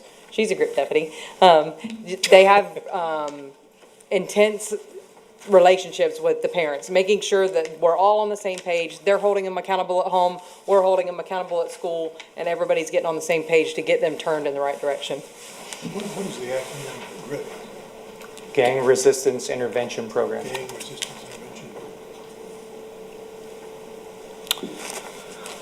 Getting down towards the end here, obviously with the Marjorie Stoneman Douglas High School Public Safety Act, it brought to the forefront the idea of threat assessments.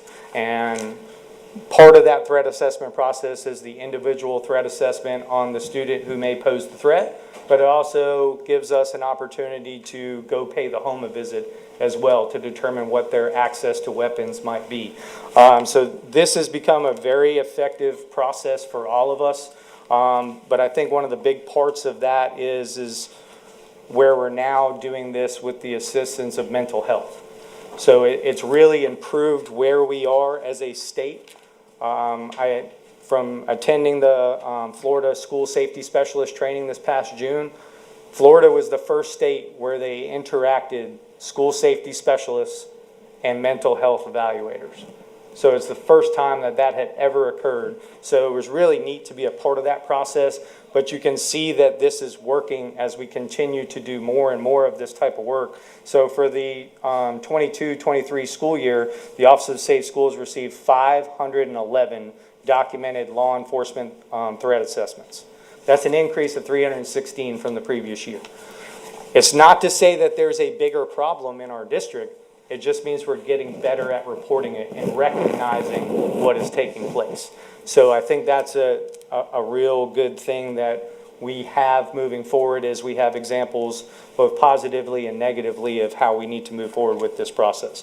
For the 22-23 school year, we had, 57 risk protection orders that we completed.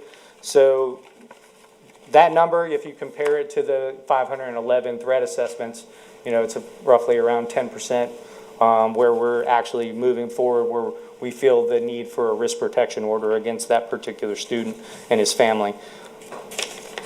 All right. Y'all are familiar with the continuity of law enforcement services and the change that we made based on some recommendations from last school year. So this particular school year, we've already begun that process with 15 schools within 4 municipalities. With those 15 schools, we put 17 deputy sheriffs into those schools. We added 8 additional GRIP deputies to help with those threat assessments that are going to come with those additional schools. We added 2 additional sergeants to the Office of Safe Schools and the additional lieutenant, obviously with more things to come for the 24-25 school year. Just a couple things I wanted to add that are not related specifically to the annual report. The sheriff was nice enough to allow us to have a second Safe Schools analyst. So that person, her name is Vanessa Pigman. She just began this week ago, correct? Yes. So we now have 2 analysts that help us complete our daily responsibilities. Sydney Rogers, who's done a fantastic job for us. We were seeing that need with the number of events and things that we are dealing with on a daily basis with the increase in schools and understanding what's to come ahead of us. We wanted to get to the forefront of it. So this is a position that y'all aren't paying for. This is something that the sheriff had the foresight to make sure that we had this moving forward for our office. And obviously we still have the support of the 24-hour real-time crime center. which is fantastic, especially when we get the gaggle alerts late at night, to make sure that law enforcement is immediately getting notified of those alerts and we're responding out at the time that we receive them rather than waiting until the following morning when something could potentially be taking place. And our newest member of the Office of Safe Schools, many of you have had interactions with Doc already. What a fantastic part of our team. I really applaud the state for making this happen. This was something that, you know, is a need. I look forward to the opportunity where we have more of these available to the district. But right now, Doc's doing a fantastic job. He's interacting at a lot of the schools. I won't tell you how we're doing those interactions, but if you get with me later on, I can kind of let you know and if Doc's going to be in an area that you are responsible for, or if you request, we can make that happen. So I will entertain any questions that you may have. Mr. Sharpless? First, I just want to say, Captain Shea, Major Seymour, thank you. And the entire Polk County Sheriff's Office for what you guys do. You know, personally, I've got my entire family's on a school campus every day. And so the fact that you help keep us safe, from the bottom of my heart, I just want to say thank you first. I won't say what school or what family member, but I did have a family member be a part of one of your drills. Someone came on campus and that family member said, "Hey, where's your badge at?" And that was part of the thing. So Awesome. So that was, yeah. She's like, well, the family member was like, "Hey, you know, look what happened to me today." I said, "Oh, okay." But anyhow, also, I did have a question for you. I was just curious if you could give us any feedback how the transition has went for your agency. A little bit when you talked about transitioning some of those schools from the municipalities, police departments to the sheriff's office, and how just, you know, how that's been going. Okay. So I would say the vast majority of it has been positive. Have we had to make some change and realize the realm that we have gotten into and what certain agencies did that maybe was not what we were used to dealing with? Absolutely, that transition has been made, and we're getting things to where they start to understand how the Polk County Sheriff's Office handles our business. And I really like the interaction and the communication where that has improved, specifically with the schools that initially may not have been excited about us being on their campus, but that has vastly improved, and we're getting nothing but positive feedback at this point in time. It didn't come without its hiccups. I mean, I'll be quite honest with you. I mean, that's always going to happen, but it's on us to be the proof in the pudding to make sure that they understand the work product that we're going to give them. You want to add anything to that? No, you covered. Okay. Thank you, Captain Shea. That's all I have. Thank you. Mr. Nolte? Following along with that, we can't thank you enough for a great job you do. It's every week I talk to somebody in different parts of the country, fraternity brothers or friends, golfers, and they always bring up Sheriff Judd and the great job you guys are doing, and you're all to be commended for it. And I wish we could do more for you. But thank you for keeping us safe, and God bless and have a good Christmas. Appreciate it. Thank you, sir. Same to you. There are no further questions or comments. Thank you. Oh, I apologize.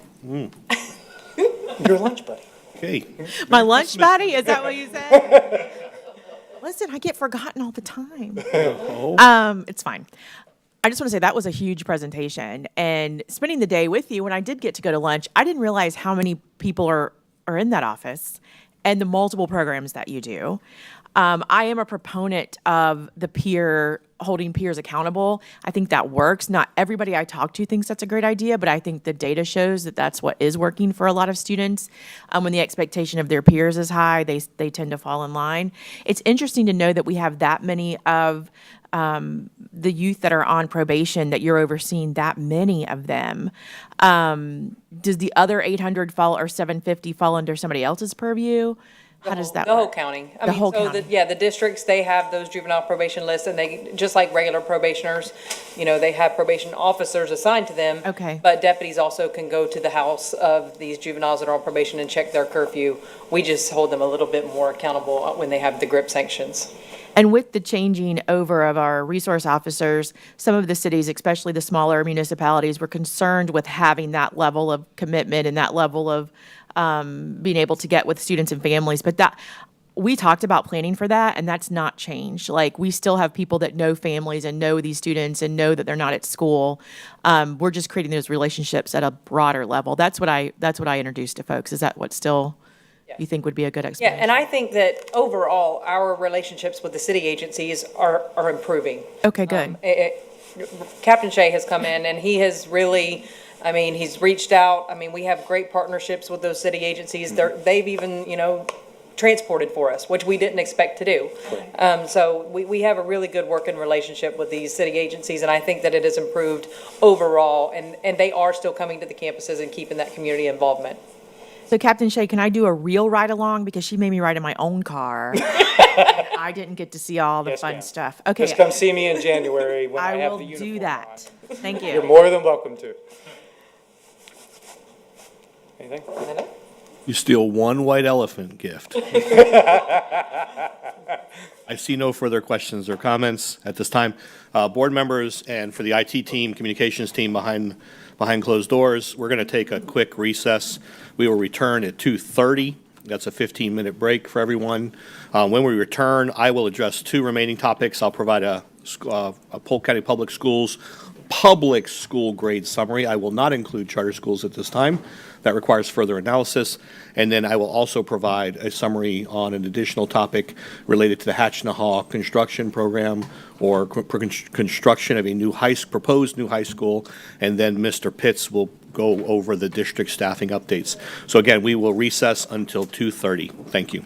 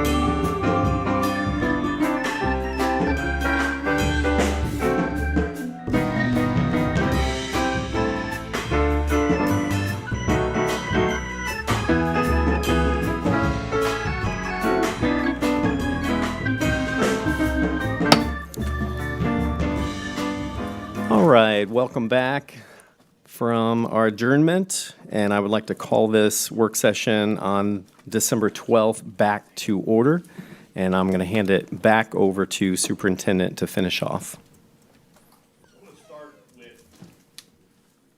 Apologize. I'm going to start with a reminder and an update.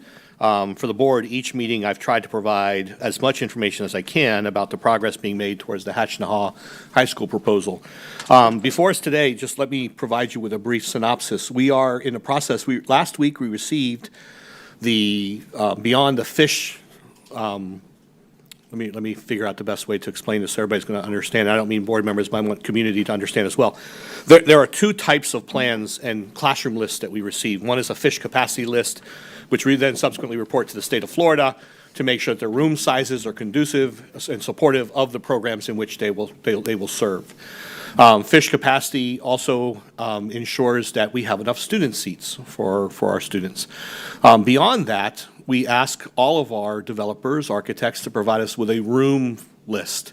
Initially, when we first started going down this path and Building Tomorrow Schools first approached us about a P3 proposal, I'll start with this group, we provided them at the time with a list of Davenport classroom spaces.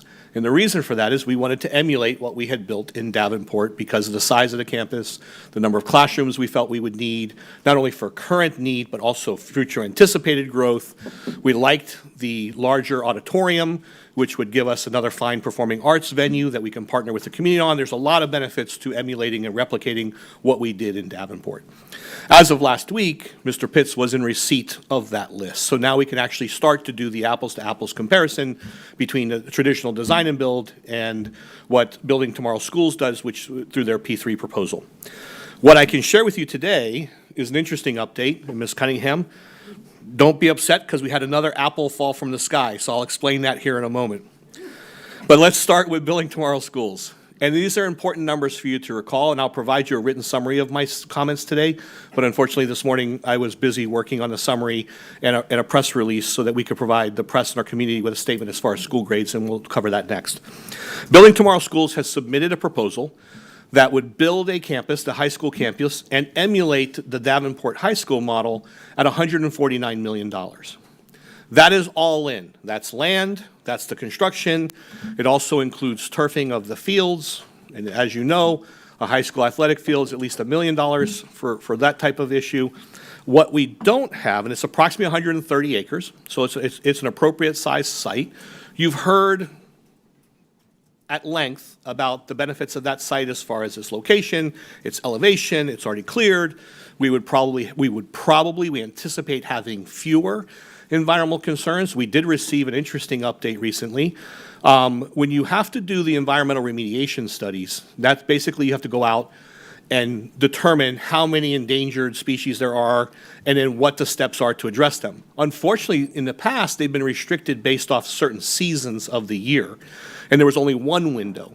There are now 2 open windows each year. So for a school district like ourselves, if we missed that window, previously you had to wait an entire year to be able to conduct that study again and develop your remediation plan. That's no longer the case. There are now 2 windows, so we don't anticipate any subsequent delays there. What we do not know at this time, and so I want to be clear, while we received a proposal for $149 million all in, what that does not include is specific program area needs. So when you think about the Davenport High School model, we have a culinary program there. Those classrooms, we were not going to replicate culinary in the Hatchnahaw Community High School. We wanted an automotive program. This cost at $149 million does not include that program build-out. That's a subsequent meeting that will have to take place. However, I wanted to give you an update, $149 million. Keep that in mind. That's inclusive of the land and the construction. Ms. Cunningham. Thank you. So my question is, while the current proposal that you received does not replicate the culinary, I get that because we don't need 2 in the east side of the county. My question is, did they factor in the fact that it was culinary at Davenport High School and it might be automotive or something else at the Hatchnahaw branch to where the costs would be very similar? They did not. The space was there, but the program costs were not there. No program, not even culinary, just to put a dollar figure on it. That is correct. Okay. So just to be clear with the board, the $149 million, one last time, is inclusive of the facility and the land. It does not include specific program costs at this time. So there's an opportunity or a possibility that we will see a slight increase. It will not be $10 or $15 million. It will be, but it will be an increase above what's already proposed.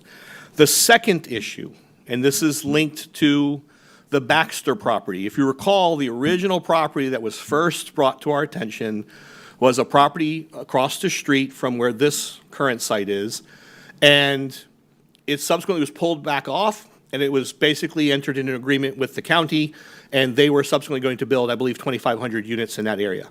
They are no longer going to build 2,500 units. A large portion of it apparently is going to become an environmental preserve, but since the residences are not going to be built there, just so I want to make sure I walk everybody through this, it does have an impact on the cost for the Building Tomorrow School proposal because the infrastructure will not be immediately across the street any longer. We will have an additional cost to bring power and utilities to the site. We don't know those costs yet, and that's what we have to continue to explore with them. But again, in full transparency, $149 million, we do not, I can tell you right now, is not the final cost. Right. There will be program costs based off what we bring to the table and request of them to be able to build and add to that facility for our student needs, and then we anticipate some infrastructure costs as a result. However, as we meet with them, they very well could have anticipated some of that, and there may be enough in that budget that in their proposal that it won't have that significant an impact on their original submission to us. As I just mentioned, the Baxter property, we met literally last week. We were asked to meet with them. They have offered the property back to us. Reminding the board, when we went out for planning for this high school, I came to you and said, this has a price tag. A new high school has a price tag of $200 million, excluding any land purchase. And then we figured out through our team that through value engineering and actually engaging the design firms and the architects and the engineers, that $200 million estimate would be closer to about $150 million. Okay? So when we look at the Baxter property, $150 million for a building, you're looking at about 13 to 15 million for the property. It is a smaller property. It's 123 acres, of which only 104 are buildable. So again, Building Tomorrow Schools is at 149. If we were to take 150 plus the 15, we're at 165 if we were to go with the Baxter property and a traditional design and build. The third option was the one that we spoke to previously, which is the McTier property. The McTier property is on the same side of Hatchinaha Road as the Baxter property, the north side. However, it's a little bit further down the road going east. That property, our estimates, when we did the real estate research on it, is that it would cost $13 million. That's the value of it. It will cost us more than that, more than likely, depending on what the landowner wants out of it. However, only about 60% of that property is buildable. They'd had far more considerable marshland and areas where we could not build. It's still sufficient for a high school site. However, again, infrastructure becomes an issue there. So again, take the core price, rough estimate of $150 million, plus our estimate is $13 million for the value. It's going to be higher than that, and I'll share with you why. Because when we first did an estimate on the Baxter property, it came in at roughly $9 million, but they're asking $13 million. So if I take the same rough estimate of $4 million above the realtor's estimated costs, add that to the 150, we're at 154, plus you add in the cost of the property, we're about 165 again, 168. So I'm just giving you rough estimates. As we start now we have enough information, though, that we can actually start drilling down, and we can sit down with everyone and make sure we get the actual programmatic impact costs, and we get any costs and fees associated with bringing the infrastructure to the sites, because that could have a significant cost, regardless. Both the McTier property and the Baxter property and the property in which Building Tomorrow Schools has currently retained all have the same infrastructure needs. Some have fewer, it will cost less because they're closer to the existing infrastructure tie-ins. However, again, all of this will be weeded out and filtered, and you'll be provided with a summary again in January during the workshop.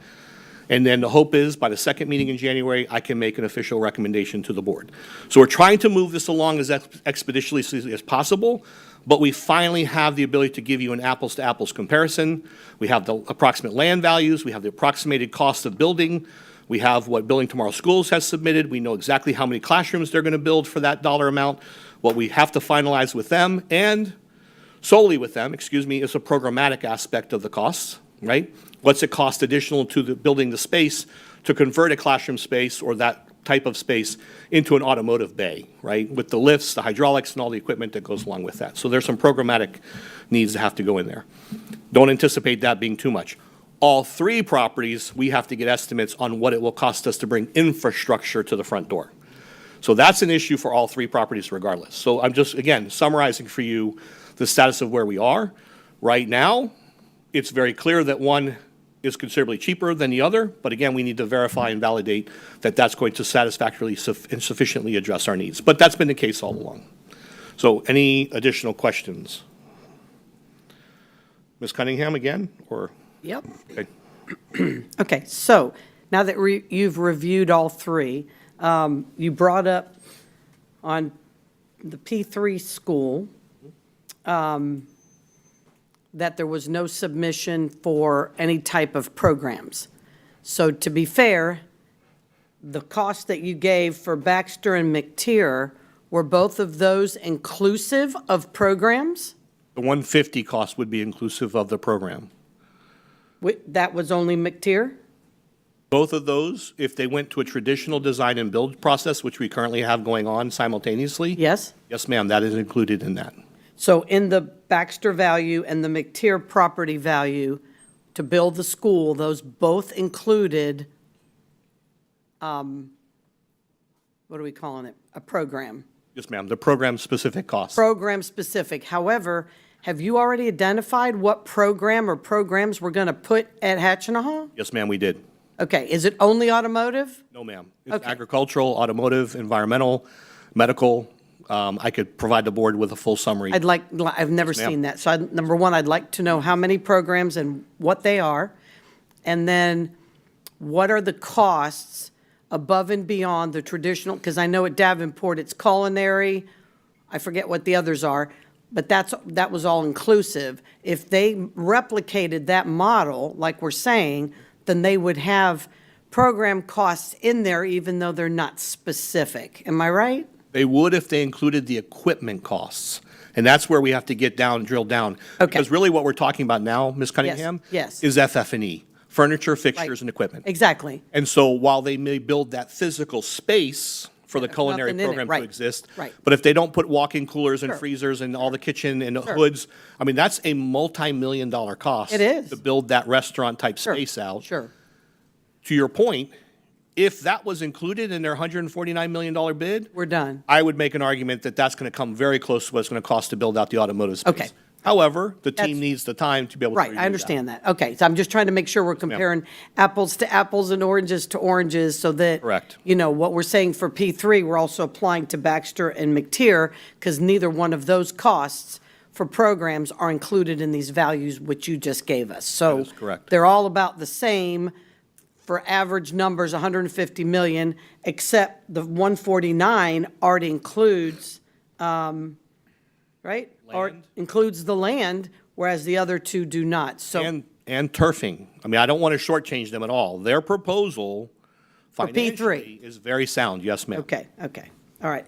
So it's for the facility, the land, and you said in turf, okay. So, okay, And we very were good. insistent on turfing because if you recall, there were a lot of concerns from the Hatchinall community about runoff. Yes, sir. And the adjacency to the water and the headwaters of the Everglades. And so we wanted to take that into consideration and be as environmentally sound as we could. Absolutely. Well, because that area is just, I mean, I live out, it's absolutely gorgeous and has Yes, so ma'am. much wildlife that we want to preserve because I think kids will learn from that as well. So, Correct. thank you, Superintendent Hyde. You're welcome. Mr. Sharpless? You said something that just really piqued my interest with the Baxter property. You said that the county is now putting that into environmental? And the only reason I ask is just because I was out there this past weekend. I drove past it, and there's already houses being built there. Well, there's two properties there. Okay. The Baxter property, the land that we were looking at is immediately adjacent to where they're currently constructing. homes. Okay. That's where I was confused.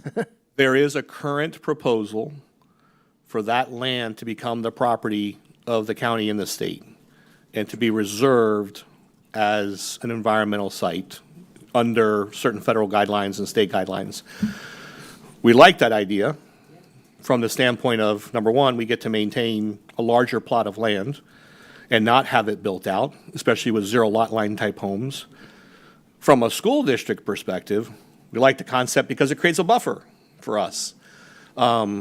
However, the remediation and other factors have to continue to be reevaluated. So again, we'll provide you with, I'll do a breakdown of costs, including what we expect the cost would be to do the environmental studies and then get anticipated remediation.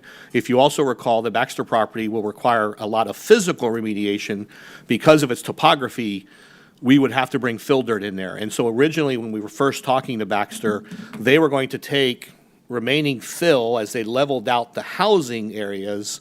They were going to bring fill to us at a minimal cost. Well, that's no longer in play because they're not building out those residences. And, well, actually, the fill, if I recall correctly, was coming from the retention pond areas and the other things that they were going to have to put in. So there is, I want to make sure I give you all the costs, but just looking at the physical building and land, there's already one who's clearly ahead financially in that regard. But I do want to be fair to you and to our community and make sure we give you all the cost breakdowns so we can make a fair decision. I just want to say thank you for the update. You're welcome. Yeah, I've got one question too, Superintendent Hyde. Yes, sir. So I'm going to continue to advocate for that financial analysis as it relates to the scenic terrace build. So, you know, I'm not sure where that's in the timeline, and I would like to do a comparison, to our probably most recent traditional build. So I think Southwest Middle probably because timeline-wise, we broke ground about the same time. Now, square footage-wise, they're pretty similar, but one's a middle school, one is a K-8. So I know that variation there, but the square footage, it's similar, but also to factor in time of delivery. So, we're looking at approximately a 7-month variation between when we broke ground and when we opened from the Scenic Terrace to the Southwest Middle. So to factor that into the financial analysis as well. So I hope to see that in that conversation as well. So we will not be able to do that type of financial analysis, and let me explain why. Southwest Middle had additional costs above and beyond because it's a reconstruction of an existing site with additional costs that come with it because we're building on a shared site.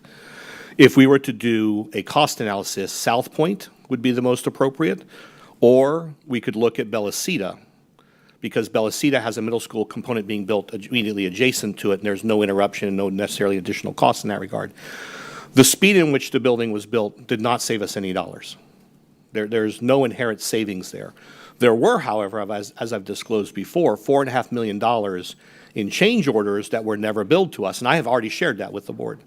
So from a financial analysis perspective, we provided the financial analysis before that proposal was even approved so that you could see the cost per square foot, you could see all those things, and make sure that we were making a good decision.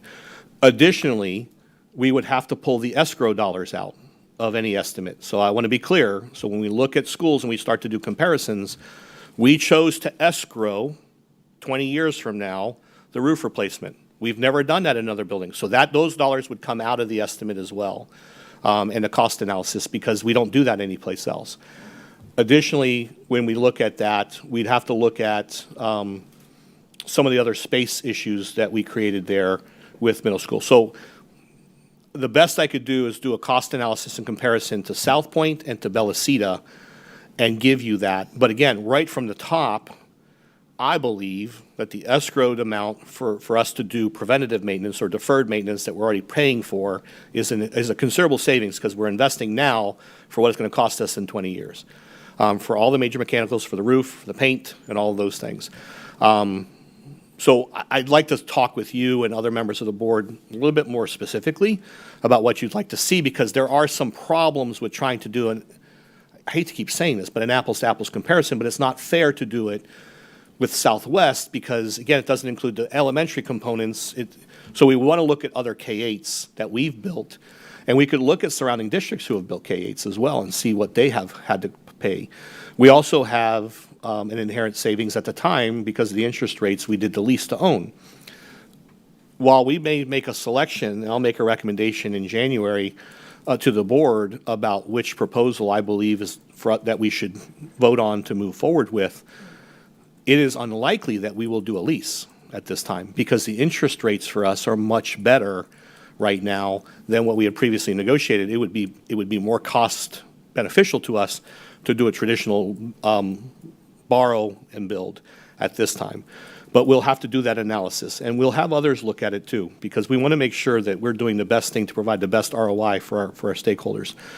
So we will try and do the best we can to do that financial analysis, because that's the complication with it, is there are some things that we built into that school that, the change orders, that's a savings from the get-go, $4.5 million change orders that we weren't charged.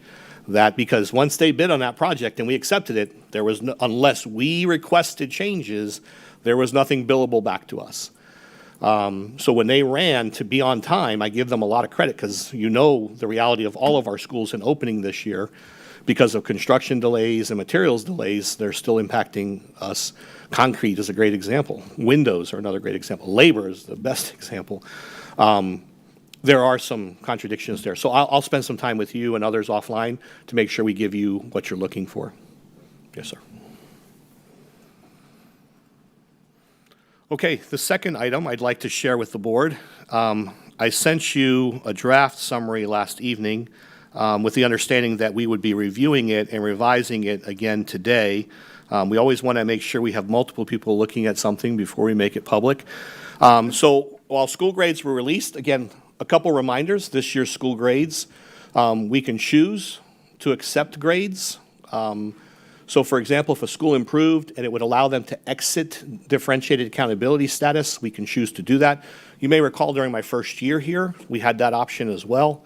There is no negative impact to a school this year, primarily because of several factors. So it's the first year of the assessment.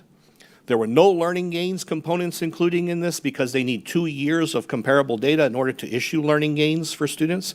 So the only scores that were reported are proficiency, and some of the others, acceleration points, graduation, those that were outside of the learning gains components.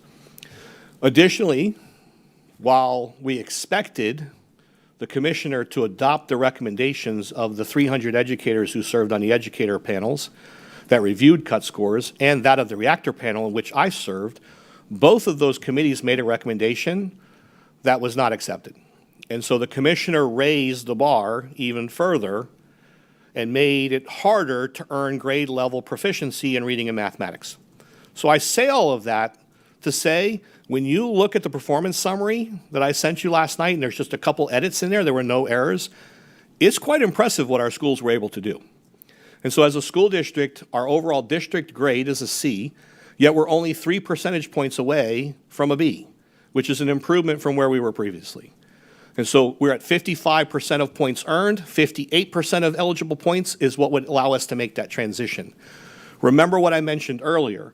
Our graduation rate right now is being adversely affected by one school site, and admittedly, one of our own school sites, Tenor Rock High School, that has a graduation rate, reported graduation rate at this time, of 67%, which is completely unacceptable. And so we've been working aggressively to make sure we're raising that graduation rate. There are points that we continue to leave on the table that adversely affect our overall district grade calculation. What I'm about to share with you, I want to make sure everybody understands, and I'm saying this more for the community's benefit and those in the audience than yours, because you already know this based off the draft I sent you. What I'm about to share are public school settings only. It does not include any private schools, does not include any parochial schools, and it excludes charter schools. In our January summary, I will give you a comprehensive analysis, and I'll also break out charter schools and public schools so we can see how all of those schools fare. So I think that's a fair analysis. But what I'm most proud of, and when we look at school grade performance, and again, you will get this updated summary. In 2020-21, we had 3A schools. We now have 9 in just 2 short years later. B schools, we had 7. We now have 12, an increase of 5. C schools, we had 43 in 2020, or 2020-2021. We now have 73, or 30 more C schools. And a lot of people, rightfully so, should say, well, your C grades are going up. But so are A schools, so are B schools. But you know what has to happen? Your D and F schools have to go down. We have 0 F schools, F-rated public schools in Polk County at this time. When I first arrived here, we had 8.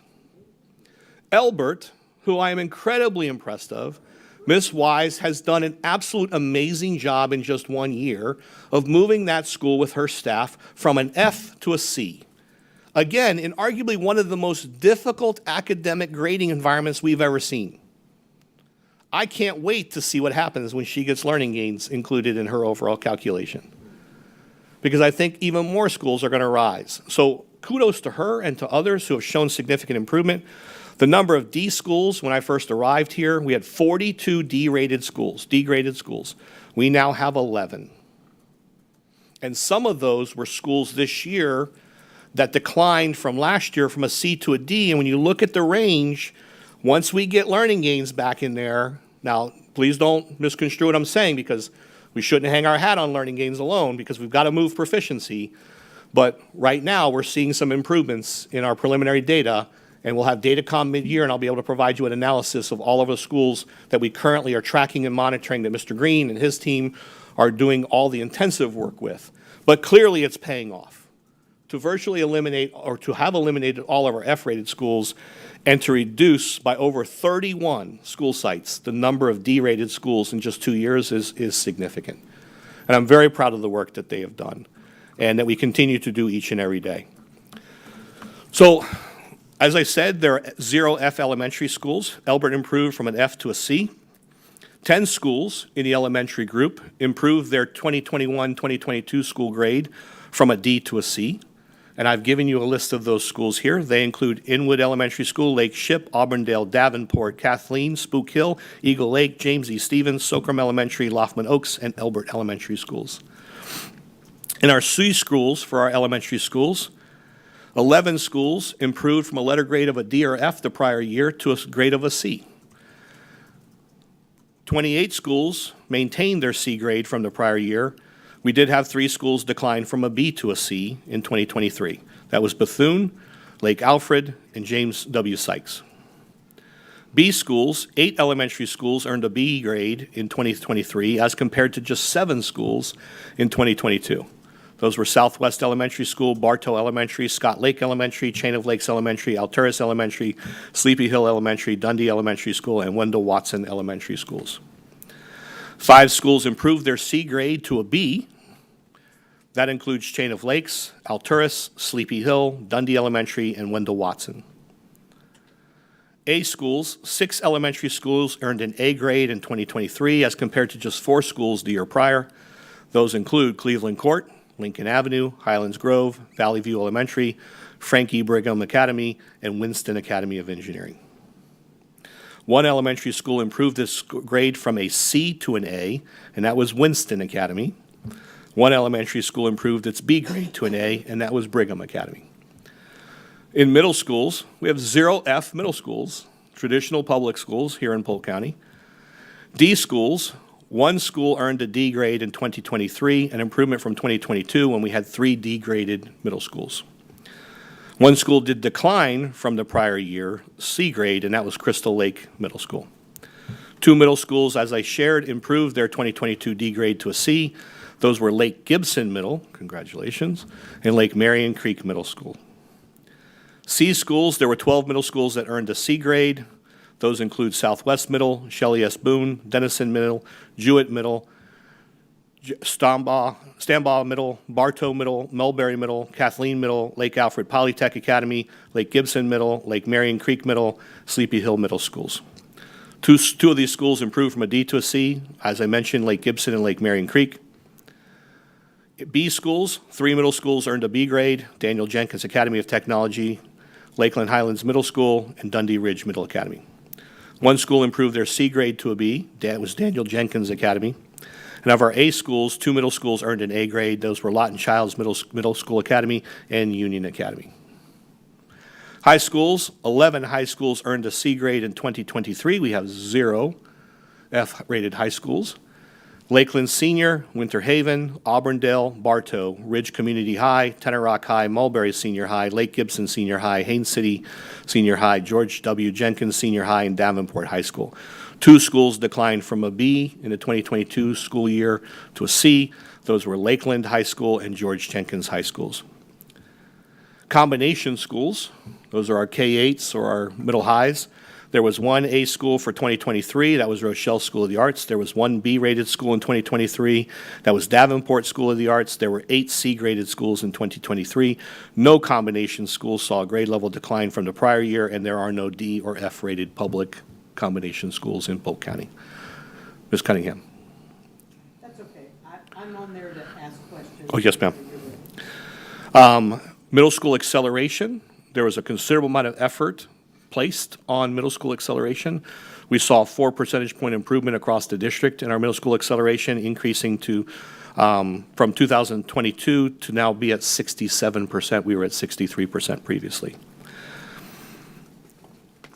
And I've shared the rest. And so I think, quite frankly, again, while we have a great deal of work to do, there continue to be several key priority areas. High school graduation has to continue to be something that we focus on. I will actually be coming to you in January with a proposal to help address high school graduation more specifically in a unique fashion. And then additionally to that, we have to continue to address attendance, and we have to keep plugging away at overall reading proficiency in math and numeracy. And I think that right now, again, as I've shared the preliminary data, I should be getting an analysis now that testing is completed for the second round of assessments. I'll be able to show you how our students have progressed from the first assessment to the second.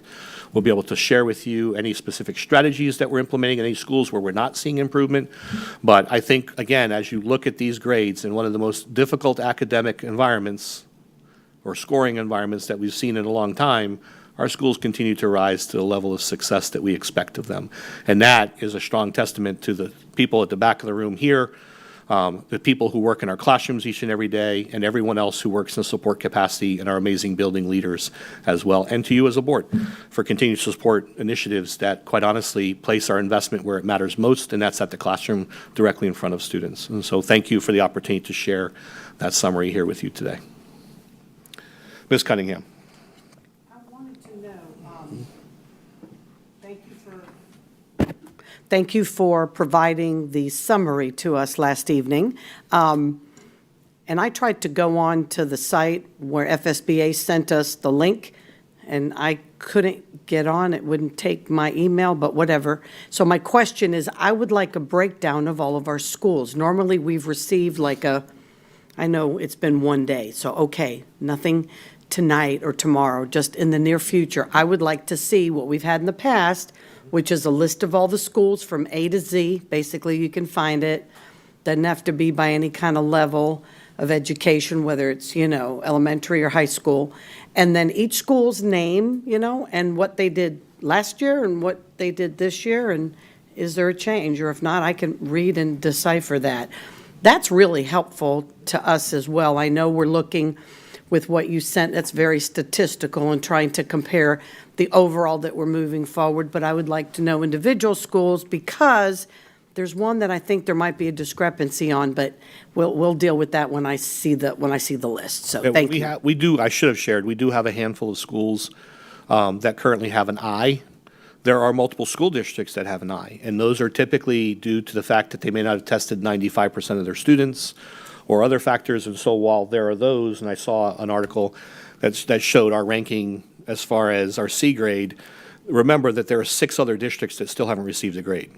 And, the other problem too, just to be candid since I have the opportunity, and you've heard me say this before, we advocated very aggressively against the new assessment system that would report grades in a manner that was consistent with what they reported last year, meaning there can't be any more A grades or B grades or C grades or D graded schools or districts than we had reported previously. I think that that's a flawed approach, quite frankly. At the end of the day, it should not matter if 99% of our schools attain an A grade. There is an allowance within statute that directs the department and directs the legislature to make changes when that happens. But as you saw in my summary to you last night, I included a comment.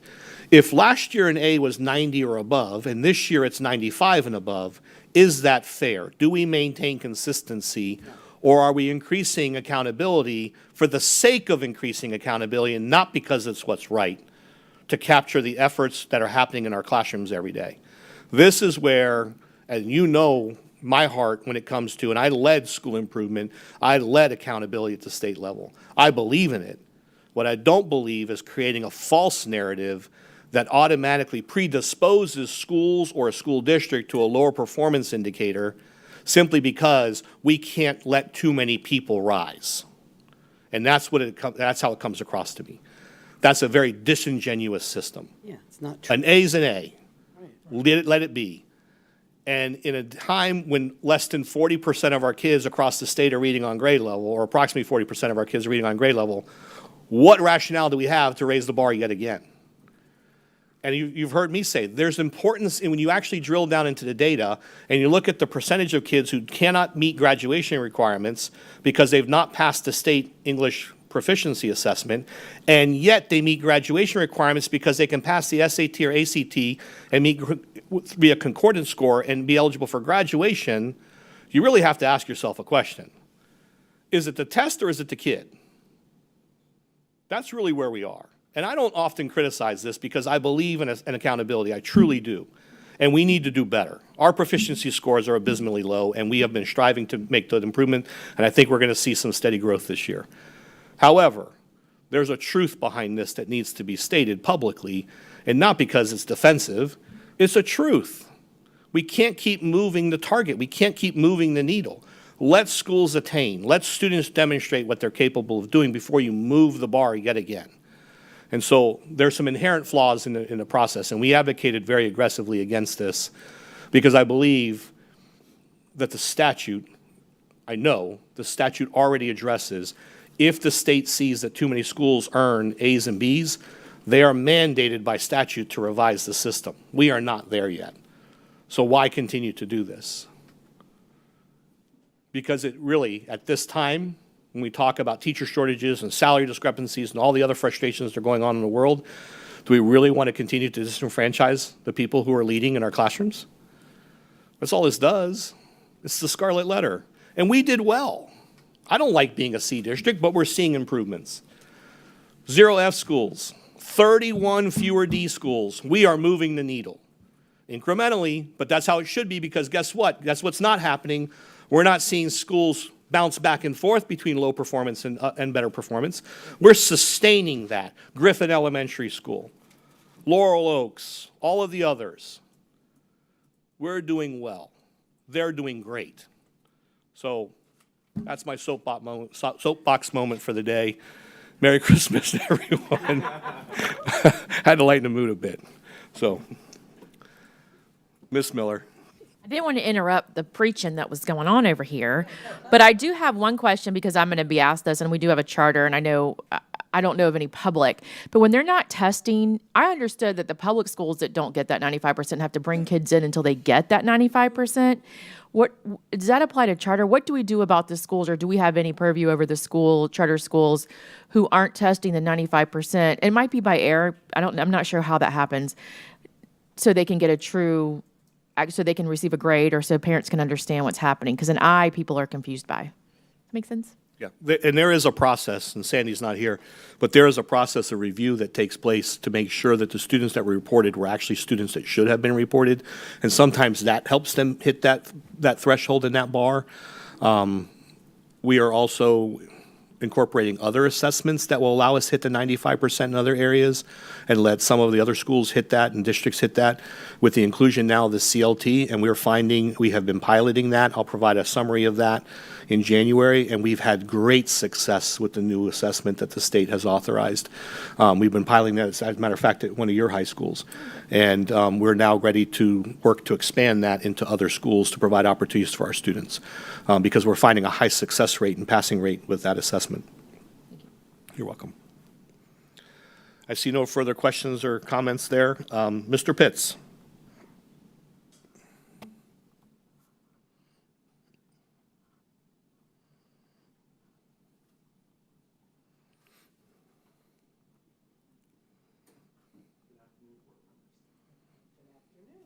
Esteemed staff, such as Wes Bridges and Superintendent Hyde.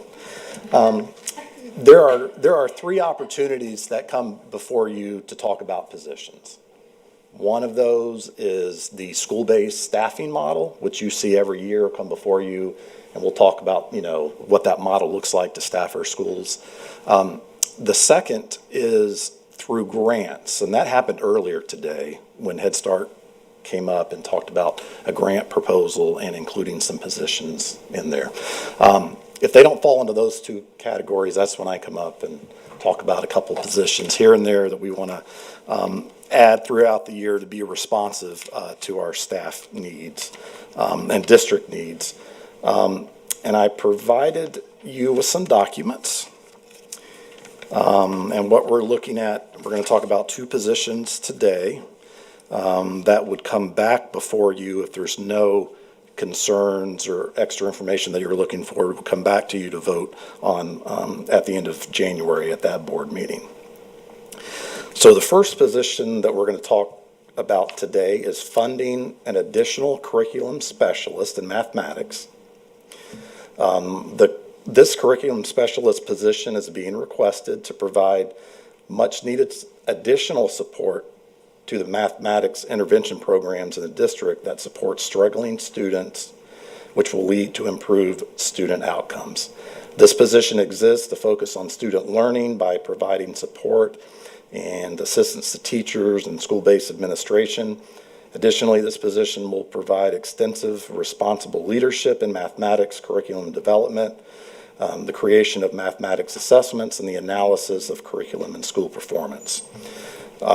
We will initially fund this position using some available ESSER dollars through September 30th, 2024. That's when those ESSER dollars begin to dry up. And we are investigating being able to use Title I dollars to fund that position after September 30th. And Mr. Hyde alluded to that earlier today, that anytime staff come on under grant funding, they're made aware that it's a limited employment agreement. Should those grant funds end, they're just made aware of that up front. But for both of these positions, you'll see that they're grant funded, but the intention is that we keep these positions for a long time. That position would report to the Senior Director of K-12 Mathematics, which is currently Carrie Foster. This position would have no subordinate positions. The total cost with benefits is $104,582. On the picture of the org chart, this is how it would look, where this position would lie underneath Carrie Foster's direction. And we'll talk about the second position today. This is to fund a senior analyst IT programmer, and specifically to work in workforce. This position is being requested to handle programming specifically for the post-secondary focused student information system. The significance of this role is expected to grow given a renewed interest from the Florida Department of Education and CTE and adult education. This position will act as a technical resource for programmer analysts and will also serve as the liaison with users. This position will interface with other technical staff to coordinate planned changes to software applications and will conduct unit testing to ensure compliance and specifications. Funding for this position will be provided through the Workforce Pipeline Grant through June 30th, 2025. At that time, other funding sources will be explored. And this position will report to the coordinator, and I cut that off on my slide here. Will report to the project leader coordinator, which is under Eric Saltzman in the IT department. Currently, we have other programmer analysts that are doing this, but it's just time that we have somebody that can focus solely on those adult programs. Here's a picture of where that position would lie inside of the IT chart. I've also provided cost breakdown, and I've highlighted on this cost breakdown just the two positions that we're talking about today, which mentioned the December 12th workshop next to them. And the second position that I just proposed, the total cost of that position with benefits is $78,349. Are there any questions that you have about those positions?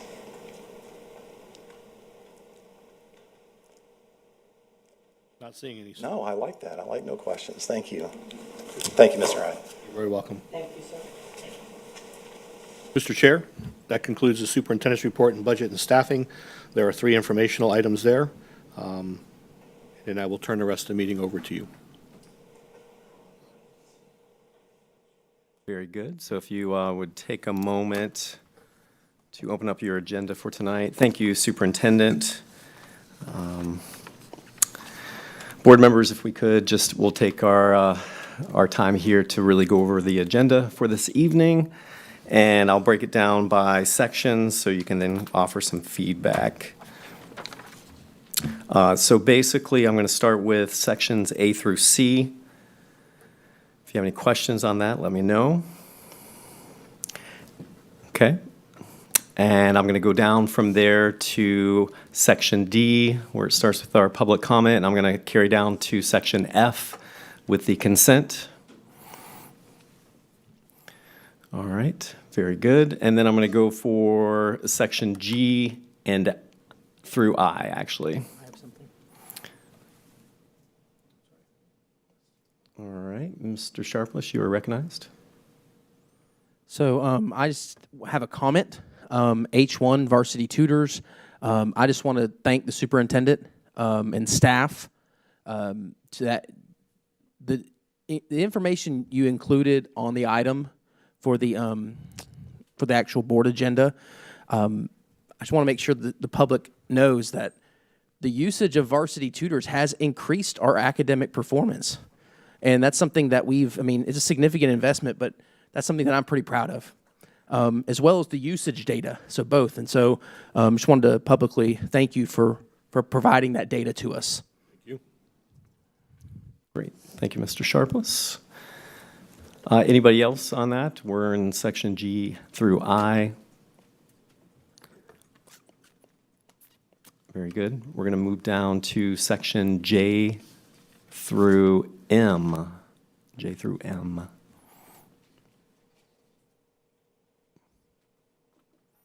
All right. Sections N through P. And I do have a couple things there if you don't have anything. All right, very good. So I want to take briefly here an opportunity to talk about P2 and P3. This would be in tradition to make sure that we lock in these appointments. If you notice, I did give you an email with my rationale why we're not really trying to appoint all committee appointments and liaisons this meeting, with the hopes that we're going to look at that in January, that very first work session. I've given you a copy. I want to just say thanks to Yvette and Linda on working through compiling some of these things as well. But what I did also was I attacked and looked at pretty much all policies that we have in relation to our committee appointments. So if you could maybe just do a refresh during your break. This is your homework, by the way. I'm assigning y'all homework during the break, and then we'll assess on it when we come back in January.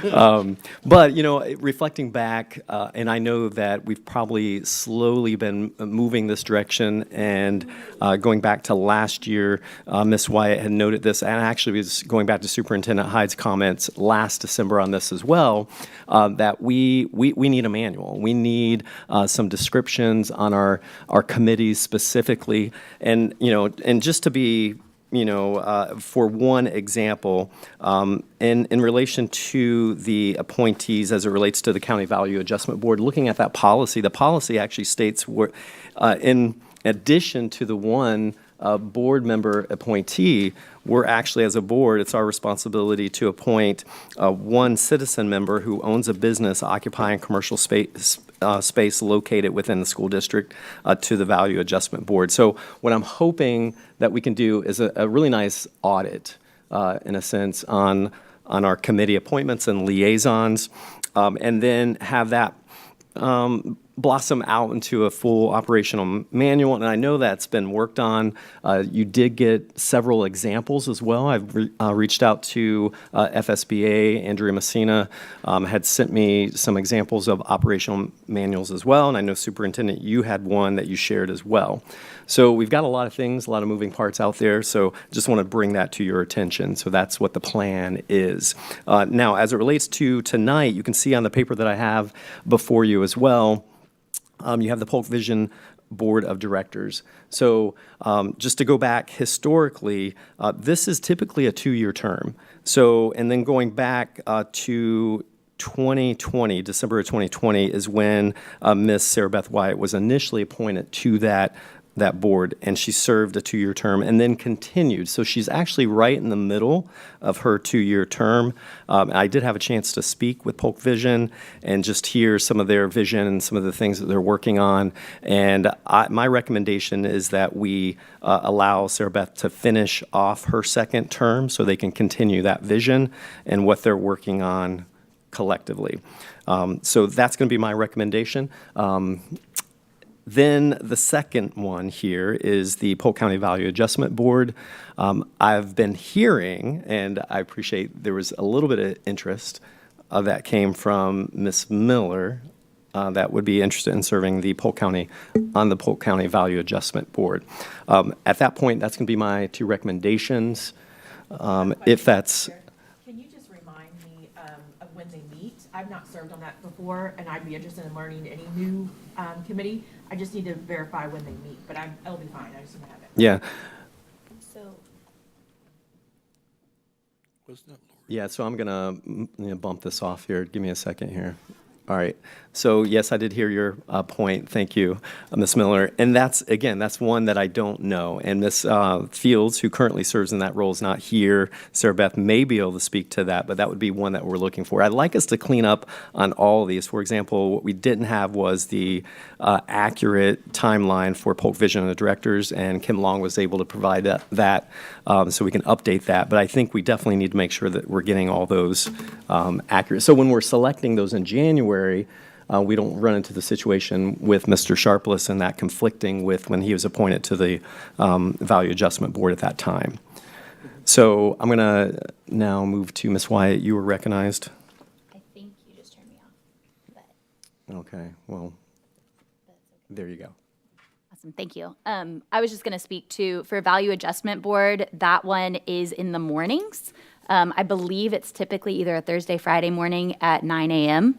I served as Kay's alternate last year, so it used to be not in the mornings. So that's why we had to change, and Kay graciously filled that last year. So, and I am happy to, if we still need an alternate for that, I'm happy to serve as it. That is one that they have to have someone from the school board there to be able to do the meeting. So if you are unable to attend, there has to, because Kay and I got into that.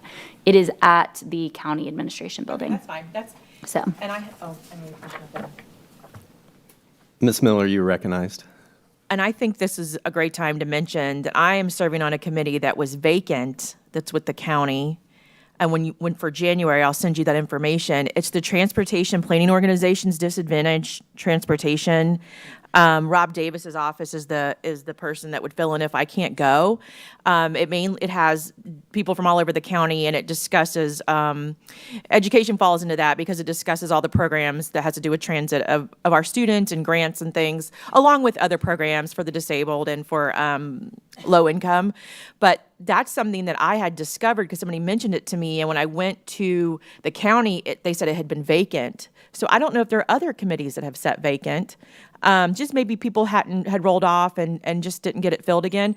But I'll forward you that because that maybe should be added, and other people may want to learn about opportunities with transportation with the county on the county level. Thank you, Ms. Miller. So we're looking at January 9th is when that work session is. So expect an email from me, and I'll do very similar, ask for your 3 top in regards to your committee and liaison interest at that time. The other element that I've included as well in some of the documents that you have is our committee appointments. So the committee appointments that we have and we get to take part in placing, we're trying to collect all those and give that to you as well, because I think we do need to do some work on those committee appointments to make sure that we're in alignment. Those term limits for those appointments are up to date. Their attendance, your appointee attendance is up to par as well. So there may be opportunities for us to consider appointments and make sure that we secure all that and get that moving forward as well. So if you have any questions on that as well, Ms. Wyatt? is now the appropriate time to make any comments about the documents, or do you want to wait until we get through the? Yeah, I prefer that we move that to the January work session. Okay. Well, some of it is that there's different information from what is on the document that may be pertinent before. I just meant, do you want to get through the agenda first, or do you want comments? Yeah, on so you're talking about the committee appointments or the? Both. I had a comment on. So my comment on for the committees for Polk Education Foundation, Susan Copeland and I went down a rabbit hole 2 years ago trying to find exactly what our policy was for PEF and for what school board's policy was about PEF appointment and what PEF's policy was about the district or the school board appointment, because it historically for several years they had done it rotating from seat to seat. That is not actually required. It was done because at some point I think everybody wanted it, and so they said, we're just gonna go in order. However, one of the things that Susan mentioned at that time was, we have some members that have been on the board and already had the opportunity to serve. If there's somebody who hasn't had the opportunity to serve on PEF's board and is interested, that she would always like to be able to expose all of the board members to what they're doing.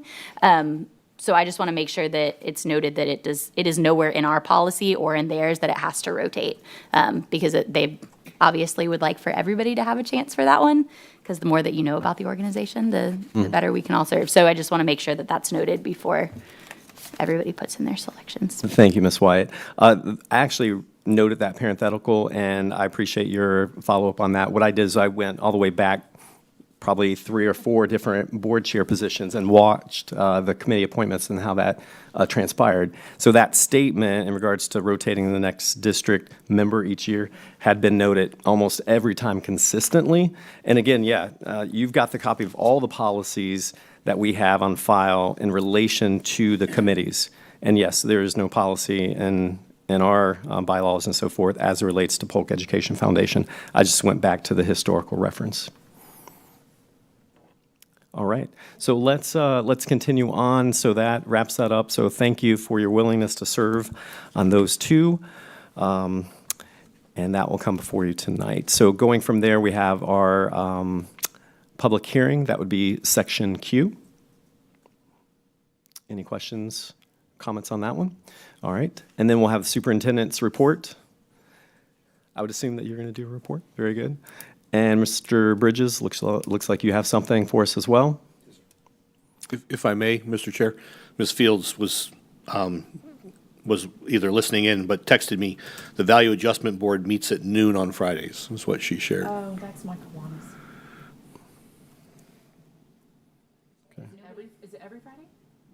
No. Oh. It's like twice a year. Oh, no, that's fine.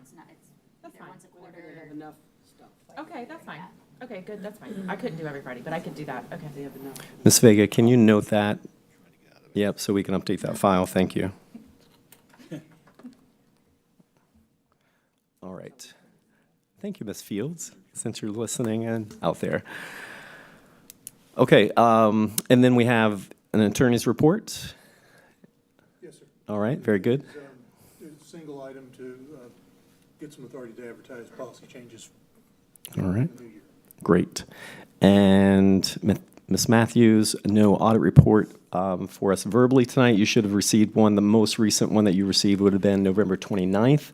So if you wanted to take a look at that and had any questions, you could bring those forward to Ms. Matthews when you have an opportunity.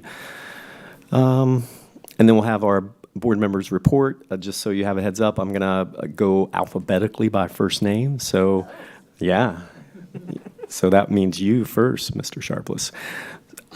Okay. And then we'll go that order from there. And then we'll have public comments and then adjournment.